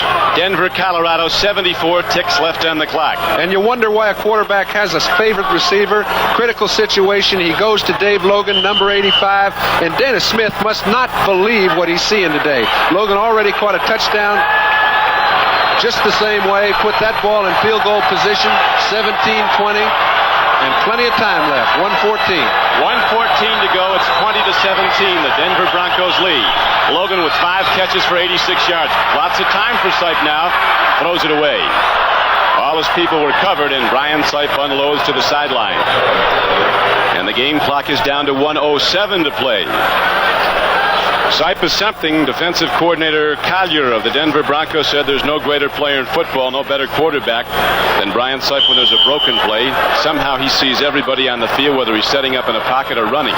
And I think that comes from his knowledge of their offense, Don. You can't actually see the people, but you know from those who you do see what others must be doing. He's got great retention of patterns. He'll come to a guy he doesn't even see just because he knows he's got to be running it at just about this time. Interesting personality. MVP in the league last year. He said he appreciates the attention, but he's still not comfortable with it. He is in a 2-minute situation. Now here's the run, and through it, puts his head down, drives the ball to the 16-yard line. That much closer to a possible field goal try. Again, 3rd down faces the Browns. And he doesn't want to take a timeout now. He wants to save the last one for a possible field goal attempt if he needs it. Becoming more and more probable that we're going to be in an overtime game here. Sipe drops the throw into the end zone. He's looking. Here's the rush. He eludes Latimer. Rulon Jones. Here's the throw, and he throws it away. And now, 45 guys on each side playing their hearts out. This is the moment for the Cleveland Browns. It all comes down to this play. Well, he would love to have found an open receiver. And how many times do you see a quarterback when scrambling try to make the great play, end up with an interception? And it's happened to Brian. And I know he's got a long memory. It happened to end their season last year. He's not going to let it happen today. Matt Barr, the little place kicker who kicked for the championship teams at Pittsburgh, who was cut. The crowd is rising and stamping as the field goal attempt will be from 33 yards away. Paul McDonald holds, snap and set down are good. Ball's on the way. He's got it. The game is tied. The kick is up and good, and with 29 seconds left to play in regulation, the Cleveland Browns tie at 20-all. And it's ironic, John, as we were mentioning earlier, his dad, Walter Barr, came out here and helped Fred Steinfurt, the Denver kicker. That's right, and it's amazing the things that go through a kicker's mind in critical times like this. It was right at the end of the half that he missed one from about the same distance. This time he makes it good, keeps their season alive and this ball game. So you know the whole story of overtime. If the Broncos fail to get points up in the closing 33 seconds of this game, they flip a coin, and that first possession often decides the winning team. And it does, Don, and under normal conditions with half a minute to play, you'd say, well, Denver's still got an excellent chance to get back in the ball game and put 3 points on the board before it expires. But they've used all 3 of their timeouts. They had to do it in situations where they didn't want to. So now they lose that little luxury. This could be the 3rd overtime of this day. And there is the tough AFC Central with Cincinnati soon to extend its lead to a 7-3 record and a 2-game advantage. Pittsburgh drops to 5-5 with a loss at Seattle. Houston ups its record to 5-5 with a win over Oakland. And the Cleveland Browns looking to stay right in there in contention if they can come back and win this one. It's tied up 20-20 with 29 seconds to play. Steve Cox, the rookie from Arkansas, a long-range kick man, hits it for the Cleveland Browns, a high spinner. Mike Harden takes the ball at the 2. Wedge form straight ahead. A cut to the outside, and there is the hit and knockdown made at the 23-yard line. 23 seconds to go for Morton in the Denver Bronco offense. I doubt if you'll see him put the ball in the air. He doesn't want to turn over. I think he'll let the clock run out. I think he's much more liable. Even if he completes a pass to the 40-yard line of the Browns, they don't have time to set up and get another play off to give him a chance to get a field goal. Without any timeouts, you're really limited as to what you can do. They'll settle at home to go for an overtime.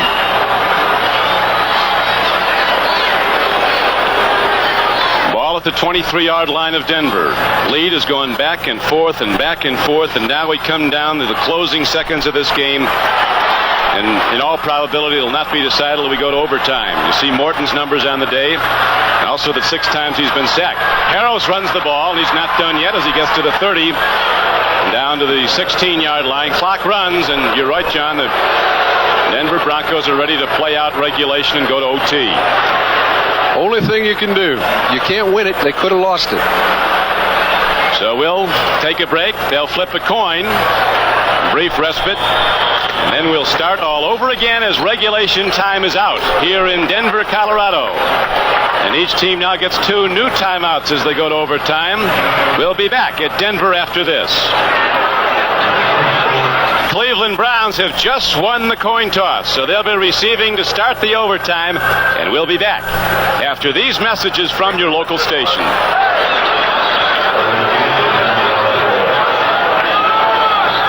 Followers, and we're ready to go to overtime here in Denver, Colorado.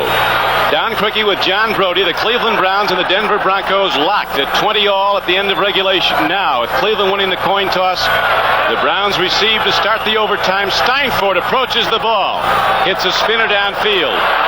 Dino Hall takes it at the 3, the 10, the 15, and the 20. And Dino Hall is out to the 28-yard line. And here comes Sipin, the Cleveland offense. Third overtime of this day. It's nice to get that ball first, Don, and particularly when both offenses have moved the ball pretty well into field goal position. And the defense for Denver has been on the field quite a bit in the last 15 minutes.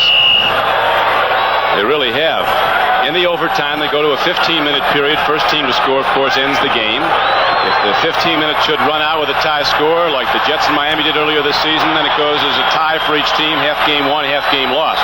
Each team in regular season gets 2 timeouts in an overtime. In the playoffs, they get 3. Ryan Sipe takes a look, throws in the flat, too much on it for a sure-handed Ozzie Newsome.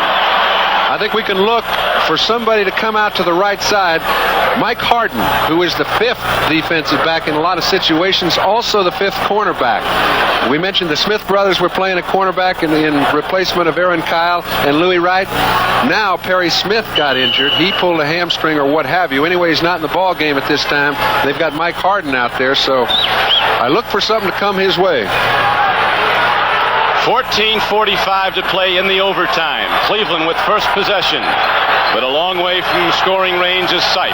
Deploys receivers to either side, shifts his tight end Newsome near. Second down and 10. Big rush. Here's a throw. Calvin Hill has the ball across midfield. He lost it. Denver has the football. Calvin Hill with a great reception, and the rookie number 1 draft choice, Dennis Smith, comes up with the ball after Calvin Hill was separated from it. Sam can't believe it. Now, he had an excellent position he was in an excellent position to see it, but it looked to me as if what happened was Calvin Hill caught the ball, went down on his back, and the ball popped up, and Smith picked it off before it hit the ground.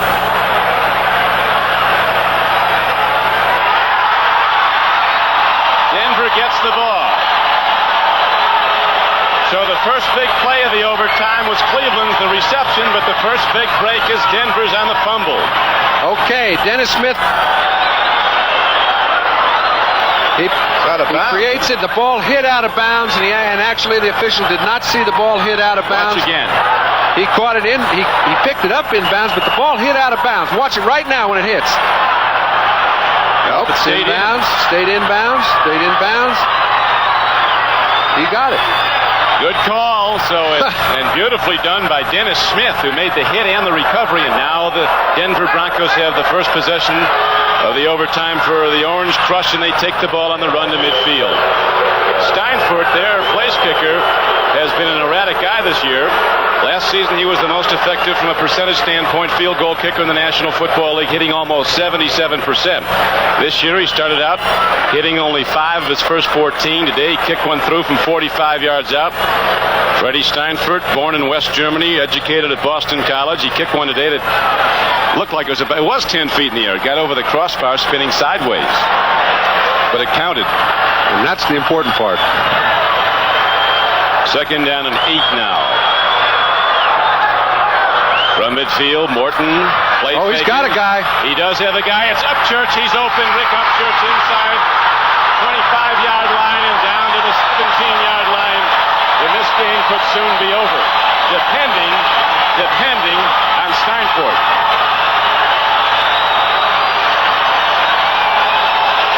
Big gainer on the play, 33 yards.